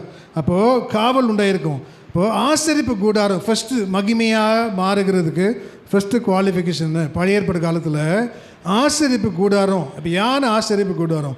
யார் ஆசாரியன்? லேவியன் ஒரு ஆசாரியன், லேவியன். அப்போது நாங்கள் செமினார் போயிருந்தோம். நல்லா என்ன பாருங்கள், செமினார். பெரிய ஊழியக்காரர் ஸ்டான்லி மாணிக்கராஜ் ஐயா, பெரிய ஊழியக்காரர், சூப்பர் ஊழியக்காரர், சும்மாலாம் கிடையாது. அது சொல்கிற ஊழியக்காரன் சொந்தமாக நிலம் வாங்கக்கூடாது, ஊழியக்காரன் சொந்தமாக வீடு கட்டக்கூடாது. ஊழியக்காரன் என்ன பண்ணு? சபைக்காக சேர்த்து சபைக்கு நிலத்தை வாங்கு, சபைக்காக சேர்த்து சபையை கட்டு, சபைக்கு மேலே வீடை கட்டு. ஸ்டான்லி மாணிக்கராஜ் ஐயா சொல்கிறார், ஊழியக்காரன் என்ன பண்ணணும்னா சொந்தமாக நிலத்தை வாங்கக்கூடாது, சொந்தமாக வீடு கட்டாத, சொந்தமாக நீ சபைக்கு நிலத்தை வாங்கு, சபை விரிவாக்கு, சபை மேல் நீ வீடை கட்டு. அவர் சொன்னார். இப்போ உண்மையாக இல்லையா? வாசிங்க உபாகம் 10:9. இப்போ லேவியனுக்கு யார் பங்குன்றாரு பாருங்கள். அவன் லேவியன், அவன் ஆசாரியன். ஃபஸ்ட்டு தேவனுடைய மகிமையை இறங்கணும்னா வாசிங்க. உபாகமம் 10:9. ஆகையால் லேவிக்கு அவன் சகோதரோடு பங்கும் சுதந்திரமும் இல்லை. நல்லா கேட்டுங்க. லேவியன் தான் ஒரு ஆசாரியன், அவன் தான் ஊழியக்காரன். இப்போ லேவியனுக்கு என்ன இல்லை, அவன் சகோதரர். யார் சகோதரர்? ரட்சிக்கப்பட்ட நீங்கள். இப்போ நீங்களாம் யார்? என்னுடைய சகோதர சகோதரிகள். இவங்களாம் யார்? ரட்சிக்கப்பட்டவங்களாம் என்னுடைய சகோதரர். இப்போ சிஸ்டர்லாம் யார்? ரட்சிக்கப்பட்ட சகோதரிங்க. இவங்க தான் அதான் ஆண்டு சொல்கிறது, அவன் சகோதரரோடு பங்கும் சுதந்திரமும் இல்லை. உன் தேவனாகிய கர்த்தர் அவனுக்கு சொன்னபடி கர்த்தரே அவனுக்கு சுதந்திரம். ஆமென். கர்த்தரே அவனுக்கு சுதந்திரம். விளங்குதா? அப்போது ஃபஸ்ட்டு என்ன? ஆனால் நான் ரொம்ப தாழ்மையாக சொல்கிறேன், யாரையும் பேர் சொல்லலை. இப்போ ஆண்டு கிருபையில் நான் ஒரு 6-7 ஆலயம் நாங்கள் தேவனுடைய ஆலயத்தை கட்டியிருப்போம். என் தம்பி ஒரு 2-3 ஆலயம் கட்டியிருப்பார். நல்லா கேளுங்க. எங்கள் அப்பா ஒரு 5 ஆலயத்தை கட்டியிருப்பார். என் அண்ணன் ஒரு 30 ஆலயம் கட்டியிருப்பாங்க. என் குடும்பம் தேவனுக்காக ஒரு 50 தேவனுடைய ஆலயத்தை கட்டியிருக்கலாம். என் கணக்கின்படி 50 தேவனுடைய ஆலயத்தை கட்டியிருக்கலாம். இப்போது ஒன்றுமே இல்லை, ஊழியக்காரங்க வராங்க. இப்போ என்ன பண்ணுறாங்க? தேவனை ஆசீர்வதிக்கிறார், அவங்களுக்கு கை நிறைய காசு வருது. இப்போ என் சொந்த காசு எடுத்து நாங்கள் என்ன பண்ணுறோம்? ஆலயத்தை கட்டுறோம். காணிக்க கோடிக்கணக்கான காணிக்கலை என் சொந்த காசு. நான் ஊழியக்காரங்க என்ன பண்ணுறாங்க? கோடிக்கணக்கான காணிக்க காசு எடுத்து சொந்தமாக சுயமாக வீடு கட்டி கொள்கிறாங்க. விளங்குதா? இப்போ இது மகிமையான சுவிசேஷம் இல்லை. வேதம் என்ன சொல்லுது? லேவிக்கு சகோதரரோடு பங்கு இல்லை, சுதந்திரம் இல்லை. உன் தேவனாகிய கர்த்தர் அவனுக்கு சொன்னபடியே கர்த்தரே அவனுக்கு சுதந்திரம். நல்லா கேளு. இப்போது சார்ல்சன் ஐயா ஒரு வாட்டி ஒரு சாட்சி மெசேஜில் சொல்கிறார், நல்லா கேளுங்க. நான் வில்லா கட்டணுன்னா 10 வில்லா கட்டலான்னாரு. எப்போது? ஒரு 6-7 வருஷத்துக்கு முன்னாடியே 8 வருஷம் முன்னாடியே பிரசங்கத்தை கேட்குறேன். நான் வில்லா கட்டணுன்னா 10 வில்லா கட்டலாம். அப்போல்லாம் ஒரு 10 வருஷத்துக்கு முன்னாடி 1 கோடி ஆகும். அப்போ எங்களுக்கு தெரியாது. இப்போ தான் சபை உடஞ்சி பிரிஞ்சிச்சுல்ல, அப்போ எங்களுக்கெல்லாம் நியூஸ் வந்துச்சு. 3 அக்கௌண்ட் இருக்குது, ஒரு அக்கௌண்ட்லேயும் 3 கோடி இருக்குது. அப்போ எத்தனை கோடி இருக்குது? 9 கோடி. கரெக்டாக தான் சொல்லியிருக்காரு. நான் விழா கட்டணுன்னா 10 விழா கட்டலாம். ஆனால் எனக்கு எங்கே வீடு? சபையில் அந்த முதல் மாடியில் ஒரு ஓரத்தில் ஒரு ரூம். எல்லோரும் சொல்கிறாங்க, ஐயா உங்களுக்கு நல்லா இடித்து பெரிய வீடு கட்டலாம். தேவனுடைய மகிமை எங்கே இறங்குது? அந்த ஓரத்தில். எவ்வளோ தாழ்மையாக இருக்காது. விளங்குதா? நீ அவனை பார்த்து சொல்கிற பூசணிக்காய் முழுங்கிட்டான். ஆனால் நீ என்ன பண்ணுற? கோடாரியை முழுங்கிட்டு நீ என்ன பண்ணுற?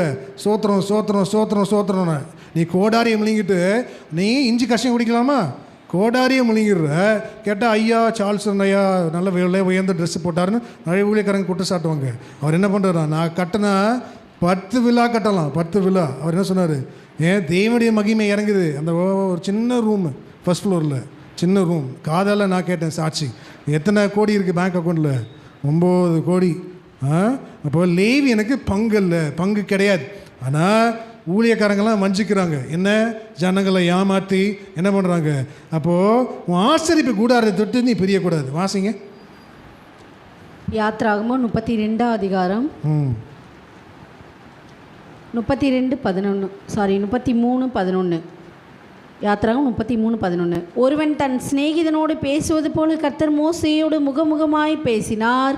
பின்பு அவன் பாளையத்துக்கு திரும்பினான். நூனின் குமாரனாகிய யோசுவா என்னும் அவனுடைய பணிவிடைக்காரனாகிய வாலிபன் ஆசரிப்பு கூடாரத்தை விட்டு பிரியாதிருந்தான். நல்லா கற்றுக்கொள்ளுங்க. ஒரு வாலிபன் ஆசரிப்பு கூடாரத்தை விட்டு பிரியாதன். ஆசரிப்பு கூடாரத்தை கட்டின பின்பு அங்கே என்ன வந்துச்சு?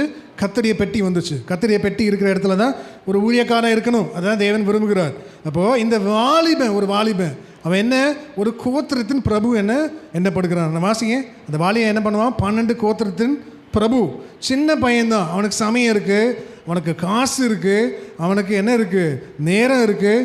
தேவனை விட்டு பிரிஞ்சு போகலாம். ஆனால் அப்படி அவன் பிரிஞ்சு போகலை. ஏன்? ஆசரிப்பு கூடாரத்தை விட்டு பிரியவே இல்லை. அநேக வேலையில் பாருங்கள், வாலிபர்கள் பிரிஞ்சு போயிடுவாங்க. சமயம் வரும்போது வயோதிபர்கள் பிரிஞ்சு போயிடுவாங்க. அனுபவ மிக்கவர்கள் ஆசரிப்பு கூடாரத்தை விட்டு பிரிஞ்சு போயிடுவாங்க. சுயமாக சுற்றுக்கிறது. வாசிங்க. என்னாகமம் 13:2. நான் இஸ்ரவேல் புத்திரருக்கு கொடுக்கும் கானான் தேசத்தை சுற்றி பார்ப்பதற்கு நீ மனிதரை அனுப்பு. ஒவ்வொரு பிதாக்களின் கோத்திரத்திலும் ஒவ்வொரு பிரபுவாகிய புருஷனை அனுப்ப வேண்டும் என்றான். அதிலே 16. தேசத்தை சுற்றி பார்க்கும்படி மோசே அனுப்பின மனிதரின் நாமங்கள் இவைகளே. நூனின் குமாரனாகிய ஓசேவுக்கு யோசுவா என்று மோசே பேரிட்டு இருந்தான். பாருங்க, தேசத்தை சுற்றி பார்க்க மோசே அனுப்பின மனிதரின் நாமங்களில் இவைகளே. ஒரு கோத்திரத்தின் பிரபுன்னு வருமே, அதான் 2ஆம் வசனம். 2ஆம் வசனம் படிங்க. ஒவ்வொரு பிதாக்களின் கோத்திரத்திலும் ஒவ்வொரு பிரபுவாகிய புருஷனை அனுப்ப வேண்டும் என்றான். அப்போ ஒரு கோத்திரத்தின் பிரபு, அவனுக்கு காசு இருக்கு, அவன் ஒரு வாலிபன், தேவனுடைய சமூகத்தை விட்டு பிரிந்து போகலாம். சமயம் இருக்கு, இல்லை நேரம் இருக்கு, காசு இருக்கு, ஆனால் அவன் பிரிந்து போகலாம். என்ன பண்ணனா? ஆசரிப்பு கூடாரத்தை விட்டு பிரியாது இருந்தான். ஆசரிப்பு கூடாரத்தை விட்டு பிரியும் போது என்ன வரும்? கர்த்தருடைய சமூகம், கர்த்தருடைய மகிமை இறங்காது. அதான் பிரிஞ்சு போயிட்டானே. அதனால தான் ஆண்டவர் கற்றுக் கொடுக்குறாரு, ஆசரிப்பு கூடாரத்தை விட்டு பிரியவே கூடாது. ஒருத்தன் பிரியக்கூடாது. ஃபஸ்ட்டு அதுதான் என்ன, தேவனுடைய மகிமை இறங்கணும்னா கேட்குற நானும் பேசுகிற நானும் கேட்குற நீங்களும் ஆசரிப்பு கூடாரத்தை விட்டு பிரியக்கூடாது. தேவன் எங்கே நிர்ணயம் பண்ணாரோ நீ அங்கே தான் இருக்கணும். சுயமாக நம்ம என்ன பண்ணக்கூடாதான். ஸ்டான்லி மாணிக்கராஜா என்ன சொன்னார்? உனக்குன்னு சொந்தமாக நிலம் வாங்காத, உனக்குன்னு சொந்தமாக வீடு கட்டாத, உனக்குன்னு சொந்தமாக நீ ஊழியக்காரன் எதுவும் சேர்க்காத. சபைக்காக நிலத்தை வாங்கு, சபைக்காக விரிவாக்கு, சபையை மேலே வீடை கட்டிக்கோ, தனியாக கட்டாத. அப்போ அந்த ஊழியக்காரன் என்ன பண்ணுறான்? ஜனங்களை வஞ்சிக்கிறான்னு அர்த்தம். ஜனங்களை நீ வஞ்சிக்கக்கூடாது. ரெண்டாவது வாசிங்க, ரெண்டாவது ஆண்டு என்ன சொல்கிறாரு? இப்போ ரட்சிப்பை சுதந்திரிக்கிற போகிறவர் நிமித்தமாக ஊழியம் செய்யும்படி அனுப்பப்பட்ட பணிவிடை ஆவிகள். பணிவிடை ஆவிகள். தேவனுடைய மகிமை இறங்கணும்னா உனக்கு என்ன ஆவி இருக்கணும்? ரெண்டாவது வாசிங்க, எப்போ மகிமை இறங்கும்?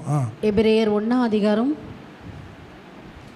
எபிரேயர் 1:14 ரட்சிப்பை சுதந்திரிக்க போவர் நிமித்தமாக ஊழியம் செய்யும்படிக்கு அவர்கள் எல்லாரும் அனுப்பப்படும் பணிவிடை ஆவிகளாய் இருக்கிறார்கள் அல்லவா? கேளுங்க, பணிவிடை ஆவிகளால் இருக்கிறார்கள் அல்லவா? பணிவிடை ஆவிகள். அப்போது கர்த்தருடைய மகிமை இறங்கணும்னா ஃபஸ்ட்டு நீ என்ன பண்ணும்? ஆசரிப்பு கூடாரத்தை விட்டு பிரியக்கூடாது. ஆசரிப்பு கூடாரத்தில் தான் கர்த்தருடைய பெட்டி இருக்குது. நீ அங்கே தான் நீ இருக்கணும். நீ இப்போ வெளியே போகக்கூடாது. ஃபஸ்ட்டு ஒன்று அதை கற்றுக்கணும். ரெண்டாவது பணிவிட ஆவி. இப்போ ரட்சிப்பை வாசிங்க திருப்பி. ரட்சிப்பை சுதந்திரிக்க போர் நிமித்தமாக ஊழியம் செய்யும்படிக்கு அவர்கள் எல்லாரும் அனுப்பப்படும் பணிவிடை ஆவிகளாய் இருக்கிறார்கள் அல்லவா? உங்கள் வீட்டில் உங்கள் பிள்ளை டேய் அம்மா செருப்பை எடுத்துகிட்டு வரானா? கேளுங்க, உங்கள் பிள்ளை எடுத்துகிட்டு வரானா? என் பொண்ணுக்கிட்ட சொல்கிறேன், அப்பா ஷூவை தூக்கிட்டு வா, என் பொண்ணு எடுத்துகிட்டு வராளா? சொல்லுங்கள். அதே மாதிரி உங்கள் பிள்ளை எடுத்துகிட்டு வராங்களா? என் பொண்ணு எடுத்துகிட்டு வருவா. இப்போ நீங்கள் என்ன பண்ணணும்? உங்கள் பிள்ளை எடுத்துகிட்டு வரானா? இல்லை காது கேட்டு கேளாத போல நடந்து போகிறோன்னா? பணிவிட ஆவி. பணிவிட ஆவி இருக்கணும். பெரியவங்களுக்கு கீழ்ப்படியணும். பெரியவங்க வந்தால் எழும்பி நிற்கணும். எங்கள் அப்பா, உண்மையை சொல்கிறேன், வீட்டுக்கு வரும்போது எனக்கு கருத்து தெரிஞ்ச நாளில் எங்கள் அப்பா ரொம்ப பெரிய கோடீஸ்வரன் எனக்கு தெரிஞ்சிச்சுல்ல. எங்கள் அப்பா ரொம்ப பெரிய ஆள், வெரி பவர்ஃபுல் மேன், ரொம்ப காசு உள்ள வரும், ரொம்ப அன்பாக இருப்பார் பிள்ளைங்கிட்ட. Good father but bad husband. அதில் விளக்க நேரம் இல்லை. நல்ல தகப்பன் ஆனால் கெட்ட புருஷன். என்ன காம்பினேஷன் பாருங்கள், என்னென்ன புரியல அது. நல்ல தகப்பன் ஆனால் கெட்ட புருஷன். எங்கள் அப்பா வரும்போது நான் எழுப்பி நின்றுவேன். கருத்து தெரிஞ்சு 14-15 வயசுலலாம் எங்கள் அப்பா வந்தேன்னா நான் எழுப்பி நின்றுவேன். எங்கள் அப்பா உட்காருன்னு இது உண்மை, ட்ரூத்து, உண்மை. கண்ணுக்கு தெரிஞ்சு எங்கள் அப்பா மடியை நான் உட்கார்ந்தது கிடையாது.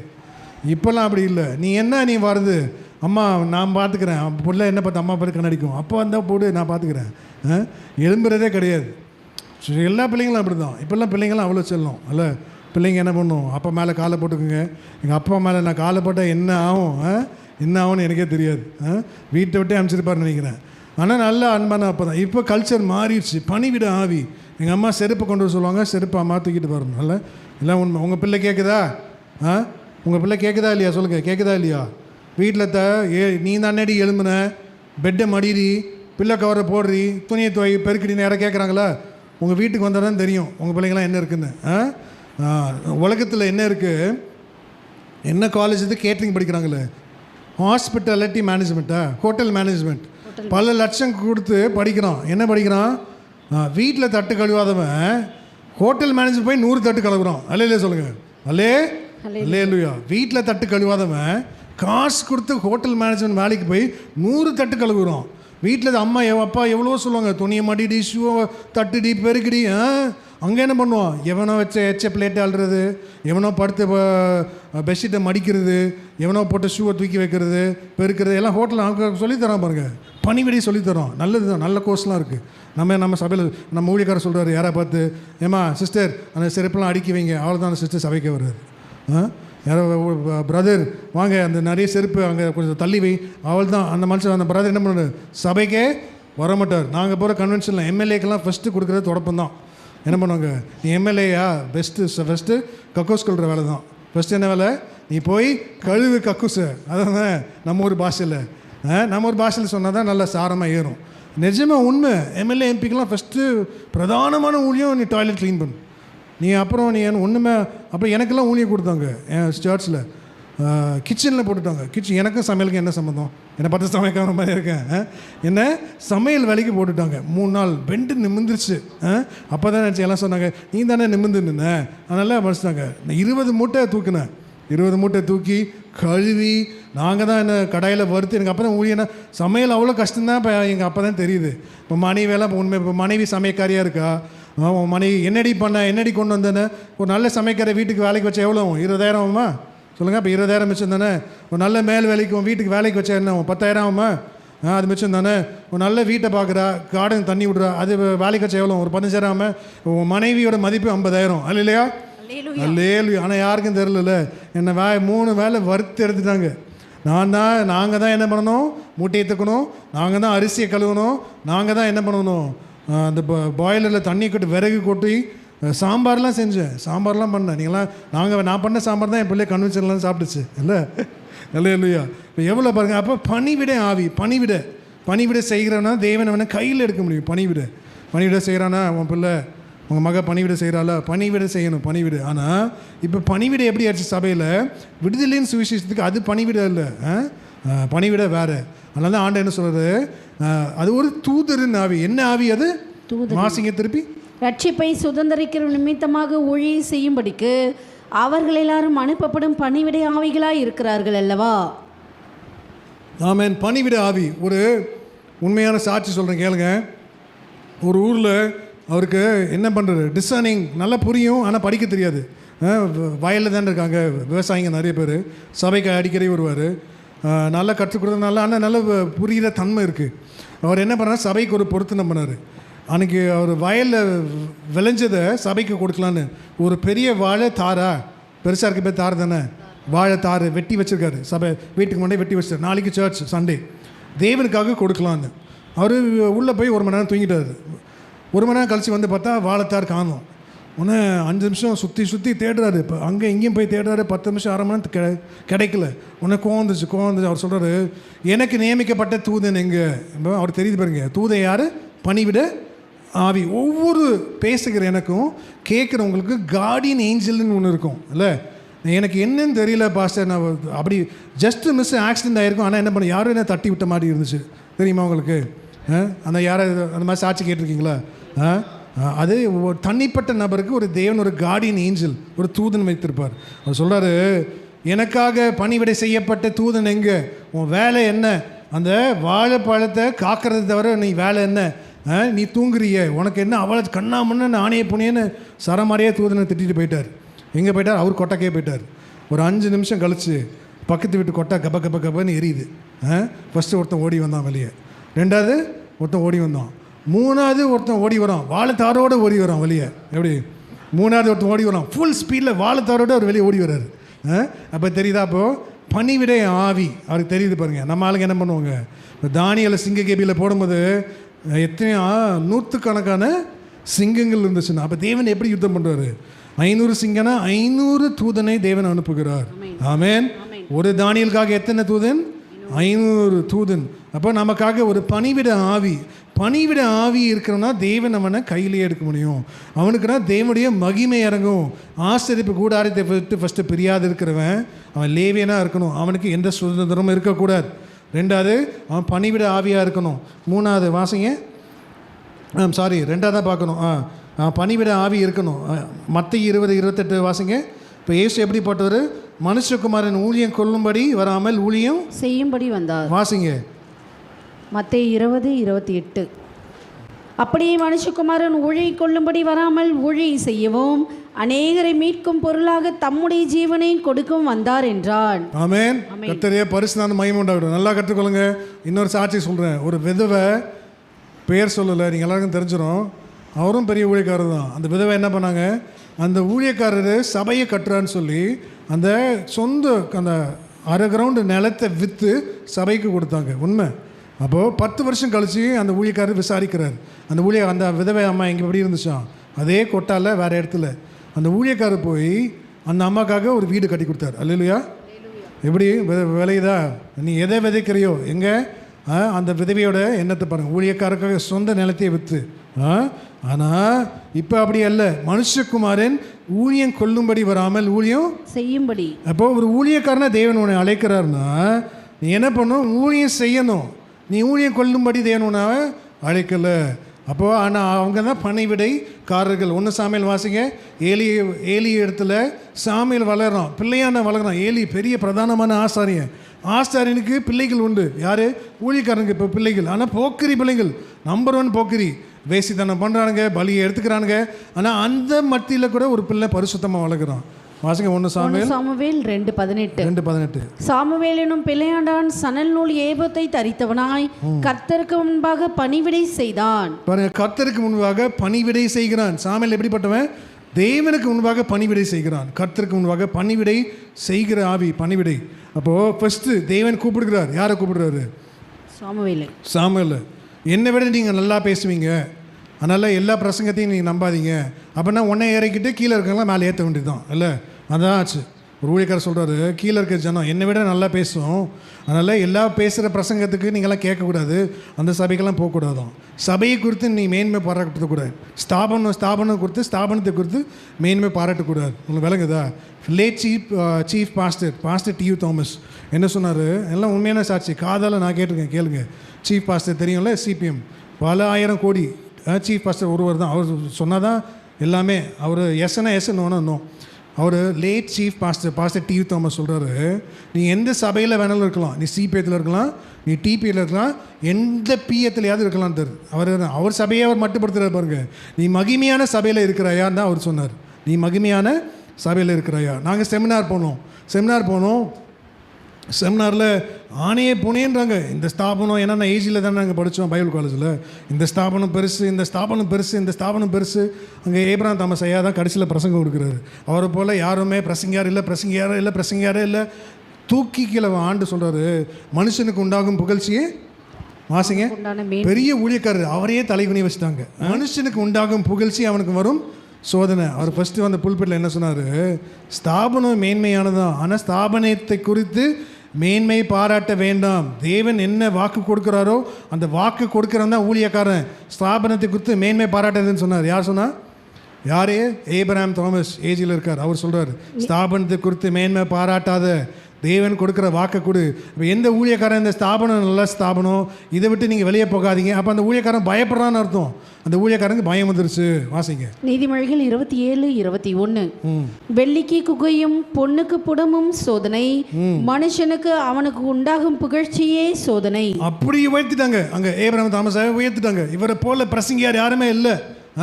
இவரை போல பிரசங்கம் உலகத்திலேயே கிடையாது. இவர் பண்ண பிரசங்கம் என்ன பண்ணுறது? வெளியிடாத புஸ்தகம் கிடையாது, டிரான்ஸ்லேஷன் பண்ணாத மொழியே கிடையாது. அவரே தலையை குனிஞ்சு வந்து சொல்கிறார். ரொம்ப தாழ்மையான மனுஷன் இல்லை, அழகாக சொன்னார். ஸ்தாபனம் நல்ல மேன்மையான ஸ்தாபனம் தான். இந்த ஸ்தாபனத்தை குறித்து மேன்மையை பாராட்டக்கூடாது.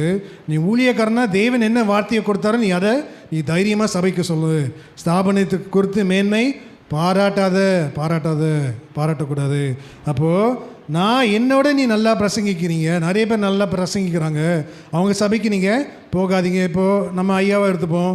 ராஜேஷ் பாஸ்டர் இருக்கார், ஸ்தாபனத்தில் தான் படித்தார், தனிமையாக ஊழியம் செய்யலையா? என்ன பாஸ்டர் தனிமையாக தான் ஊழியம் செய்கிறார். தேவன் அழைத்தவர் உண்மையுள்ளவர், கரம் பிடிச்சு இந்நாள் வரைக்கும் நடத்தி கொண்டு வருவார். ஸ்தாபனம் ₹1 கொடுக்கல. அநேக ஊழியக்காரங்க இந்த ஸ்தாபனத்தை விட்டு போகாதீங்க. உன் ஸ்தாபனம் சபையை கட்டுச்சு, போய் கேளுங்க, உன் சபையை யார் கட்டுனான்னு. எங்கேயோ எழுப்பி யாரையும் கொண்டு வந்து தேவன் சபையை கட்ட வைக்கிறார். அந்த ஸ்தாபனத்தில் இருக்கவங்களே உதவி செய்ய மாட்டாங்க. பெரிய ஸ்தாபனம் இடிக்கப்பட்டுச்சு, பேர் சொல்லலை, அவங்க சொல்கிறாங்க ஸ்தாபனம் ₹1 உதவி செய்யலையாம். இடிக்கப்பட்ட சபைக்கு ஸ்தாபனத்தை போய் கேட்டாங்க, எங்களுக்கு உதவி செய்யுங்கன்னு. ஸ்தாபனம் ₹1 உதவி செய்யலை. நீ ஏன் ஸ்தாபனம் குறித்து மேன்மை பாராட்டுற? அப்போது தேவன் பேசுகிறார். இப்போ பெரிய ஊழியக்காரன்ட்ட பேசலை, சின்ன பையன்ட்டு சாமியல் கிட்ட தேவன் பேசுகிறார். என்ன பேசுகிறாரு? சாமலேன்னு இந்த தேவன் கூப்பிட்டுக்கிறார். அவன் என்ன சொல்கிறான்? என்னை கூப்பிட்டீரே. வாசிங்க 1 சாமுவேல் 3:4. அப்பொழுது கர்த்தர் சாமுவேலை கூப்பிட்டார். அதற்கு அவன், இதோ இருக்கிறேன் என்று சொல்லி ஏலியிடத்தில் ஓடி, இதோ இருக்கிறேன், என்னை கூப்பிட்டீரே என்றான். அதற்கு அவன், நான் கூப்பிடவில்லை, திரும்பி போய் படுத்துக்கொள் என்றான். அவன் போய் படுத்துக்கொண்டான். 8.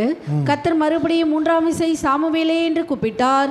அவன் எழுந்திருந்து ஏலியிடத்தில் போய், இதோ இருக்கிறேன், என்னை கூப்பிட்டீரே என்றான். அப்பொழுது கர்த்தர் பிள்ளையாண்டனை கூப்பிடுகிறார் என்று ஏலி அறிந்து சாமுவேலை நோக்கி, நீ போய் படுத்துக்கொள், உன்னை கூப்பிட்டாள். அப்பொழுது நீ, கர்த்தாவே சொல்லும், அடியேன் கேட்கிறேன் என்று சொல் என்றான். அப்போ என்ன? ஏலி கற்றுக் கொடுக்குறார். ஏன்? உன்னோட கீழே இருக்கவன் நல்லா பேசுகிறாரு, அப்போ அவனை எழுப்பிடுவார் ஊழியக்காரரா. உன் வாயிலிருந்து அதுதானே வருது. அப்போ தேவன் என்ன பண்ணுறாரு, கற்றுக் கொடுக்குறார். ஏலிய சாமியல் கிட்ட, மகனே பிள்ளையாண்டன் போய் படுத்துக்கொள், தேவன் உன்னை கூப்பிட்டால் என்ன சொல்லு, வாசிங்க. கர்த்தாவே சொல்லும் கர்த்தாவே சொல்லும் அடியேன் கேட்கிறேன். அப்போ தேவன் திருப்பி கூப்பிடுவார், வாசிங்க. 10. அப்பொழுது கர்த்தர் வந்து நின்று முன் போல சாமுவேலே சாமுவேலே என்று கூப்பிட்டார். அதற்கு சாமுவேல் சொல்லும் அடியேன் கேட்கிறேன் என்றான். ஆமாம், அப்போ சொல்லும் அடியேன் கேட்கிறேன். தேவன் இப்போ யார்கிட்ட பேசுகிறா? தேவன் சின்ன பிள்ளை கிட்ட தேவன் பேசுகிறார்.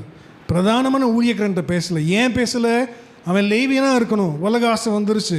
நல்லா கேளுங்க, விடுதலையின் சுவிசேஷத்தை ஒன்றி அறிக்கிற சபைங்க, அறிவிக்கிற ஊழியக்காரங்க மகிமையின் சுவிசேஷத்தை அறிவிக்காத பட்சத்தில் உலக ஆசை உள்ள வந்துடும்.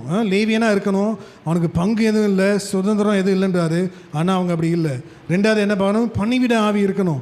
பணிவிட ஆவி இருந்தால் தான் கர்த்தரின் மகிமை அவன் மேல் தங்கும். இப்போ அவங்க ஆண்டு என்ன பண்ணுறாரு? சின்ன பிள்ளைகிட்ட தேவன் பேசுகிறார். பேசும்போது தேவன் என்ன பண்ணுறாராம்? ரகசியத்தை வெளிப்படுகிறார். ரகசியத்தை இப்போ போதும், இந்த 2 காரியங்கள் போதும். அப்போ நம்ம என்ன பார்க்குறோம்? வெளிப்படத்தில் 21, 22 வாசிங்க. அங்கே தெய்வ ஆலயம் இல்லை, சர்வ வல்லமருடைய. வெளிப்படுத்தல் 21, 22.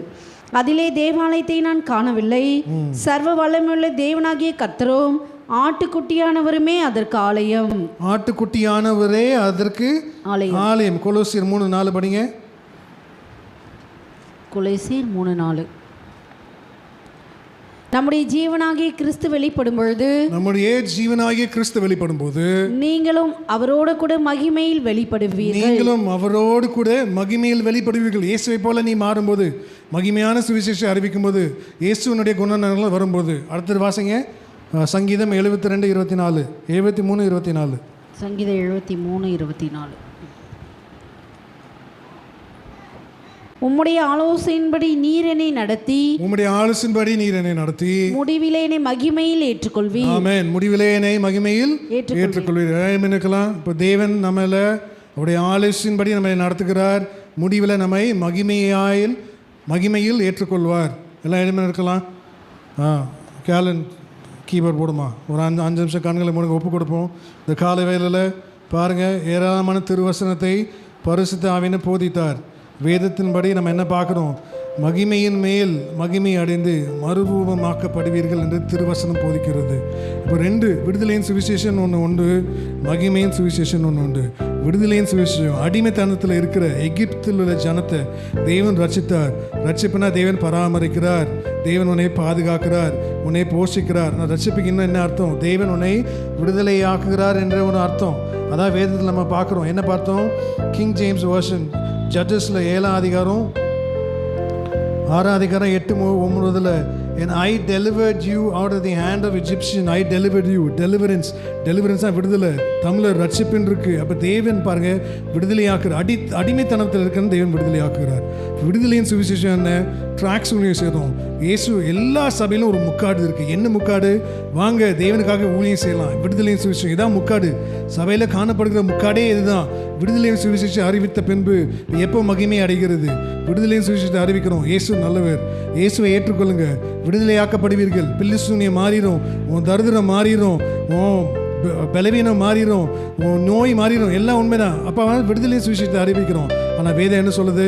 விடுதலையின் சுவிசேஷத்தை காட்டிலும் மகிமையின் மேல் மகிமை அடைந்து மறுரூபமாக்கப்படுவீர்கள். இயேசுக்கு ஒரு நாள் 1000 வருஷம் போல, 1000 வருஷம் ஒரு நாளை போல. உன் இயேசுவை போல் நீ மாற நீ 1000 வருஷம் போதாது. 1000 வருஷம். இயேசு அப்படிப்பட்டவர், அவருடைய பரிசுத்தம் அப்படிப்பட்டது, அவருடைய பாடுகள் விலையேற பெற்றது. எப்படி இயேசு பூர்ணமாக்கப்பட்டாரோ, பாடுகளில் பூர்ணம்னு ஒரு சப்ஜெக்ட் இருக்கு. எப்படிப்பட்ட பாடுகளை இது இயேசு உனக்காக எனக்காக சகித்தார். மயிர் கத்தரிக்கப்பட்ட ஆட்டை போல வாயை திறக்காம பாடுகளை சகித்து உனக்கும் எனக்காக நொறுங்குன்னு அடிக்கப்பட்டு காயங்களை சுமந்து தாழ்த்தப்பட்டு உன்னை உயர்த்துவதற்காக தேவன் என்ன பண்ணாரா? தம்மை தாமே தாழ்த்தி தரித்திரரானார். இயேசுவை பாருங்க. இயேசுவை போல நீ மாறி இருக்கிறாயா? நீயா தரித்திரன்? மாடி வீடு மேலே மாடி கட்ட ஆசைப்படுகிற ஊழியக்காரங்கள்லாம் என்ன பண்ணுறது? இவங்களா தரித்திரத்தை ஆக விரும்புகிறாங்க. இயேசுவை பார்க்க தேவன் என்ன பண்ணுறானா? கர்த்தரை போல் மாற அழைக்கிறார். உன்னையும் என்னையும் இந்த காலை வேளை மகிமையின் மேல் மகிமை அடைந்து மறுரூபம் ஆக்கப்படுவோம். ஆசரிப்பு கூடாரத்தை விட்டு பிரியாது இருந்த யாரு? யோசுவா. மோசே ஜனங்களை நடத்தி கொண்டு வருகிறான். ஆனால் மோசையோட பிள்ளை என்ன பண்ணலை? ஜனங்களை சபையாரை கானான் தேசம் கொண்டு போகல. மோசையோட பிள்ளை தானே வரணும், வரலையே. ஆரோனோட பிள்ளைகள் தானே வரணும், வரவில்லையே. ஆனால் எங்கேயோ இருந்த யோசுவா ஏன் ஜனத்தை கானான் தேசத்துக்கு நடத்தி கொண்டு போனான்? அவன் ஆசீர்வதிப்பு கூடாரத்தை விட்டு பிரியாது இருந்தான். ஃபர்ஸ்ட் ஆசீர்வதிப்பு கூடாரத்தை விட்டு பிரியாது இருக்க நீ ஒரு லேவியனாக இருக்கணும். உனக்கு ஒரு பங்கு அல்ல, உனக்கு ஒரு சுதந்திரம் அல்ல. ஒரு ஊழியக்காரனுக்கு என்ன இல்லை, நீ நிலம் வாங்காத, நீ வீடு கட்டாத.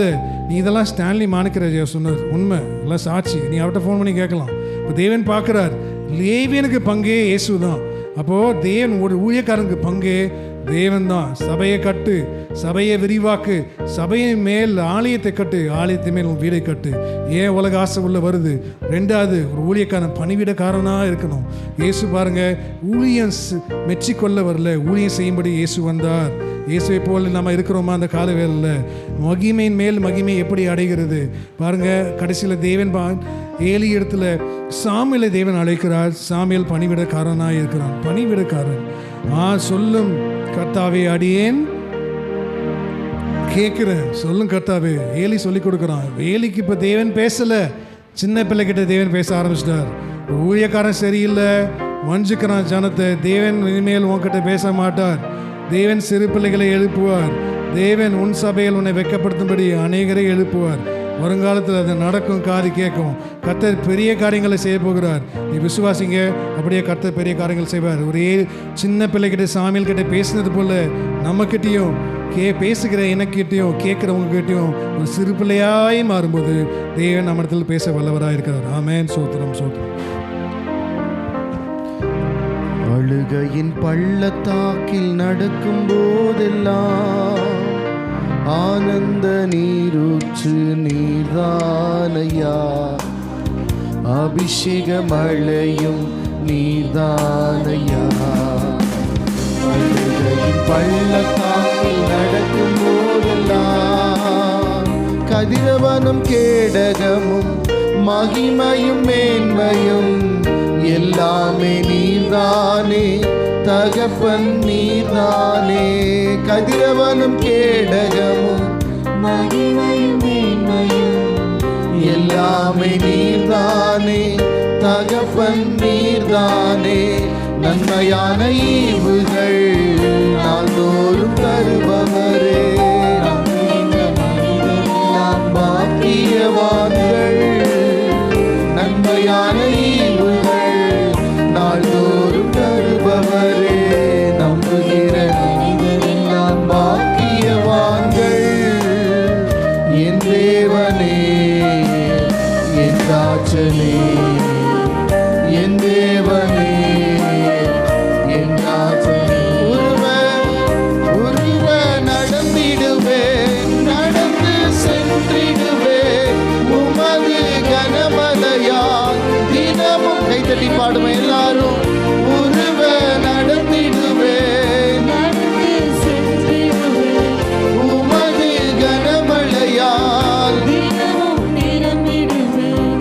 அழுகையின் பள்ளத்தாக்கில் நடக்கும் போதெல்லாம் ஆனந்த நீரூற்று நீர்தானையா, அபிஷேக மழையும் நீர்தானையா. அழுகையின் பள்ளத்தாக்கில் நடக்கும் போதெல்லாம் வேறிடத்தில் வாழ்கின்ற 1000 நாட்கள் விட ஒரு நாளும் சமூகம் மேலானது.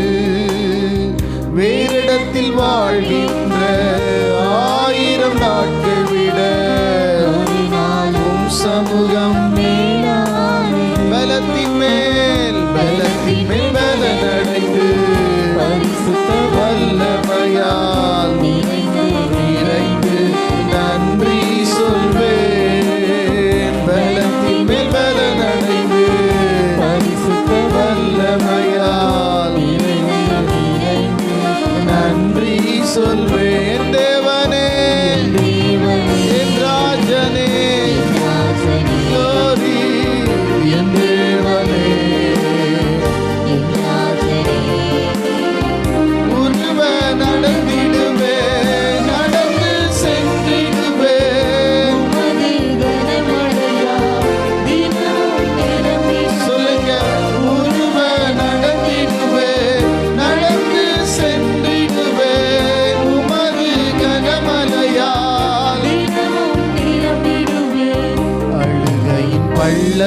பள்ளத்தாக்கில் நடக்கும் போதெல்லாம் ஆனந்த நீரூற்று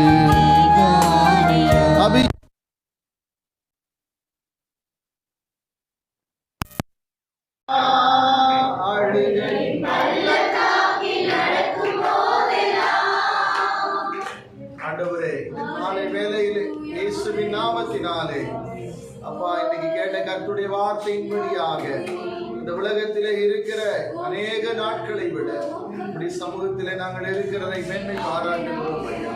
ஆண்டவரை உமக்காக வாழும்படியாக ஆண்டவர் எங்கள் ஒவ்வொருவரையும் தெரிந்தெடுத்தீர் ஐயா.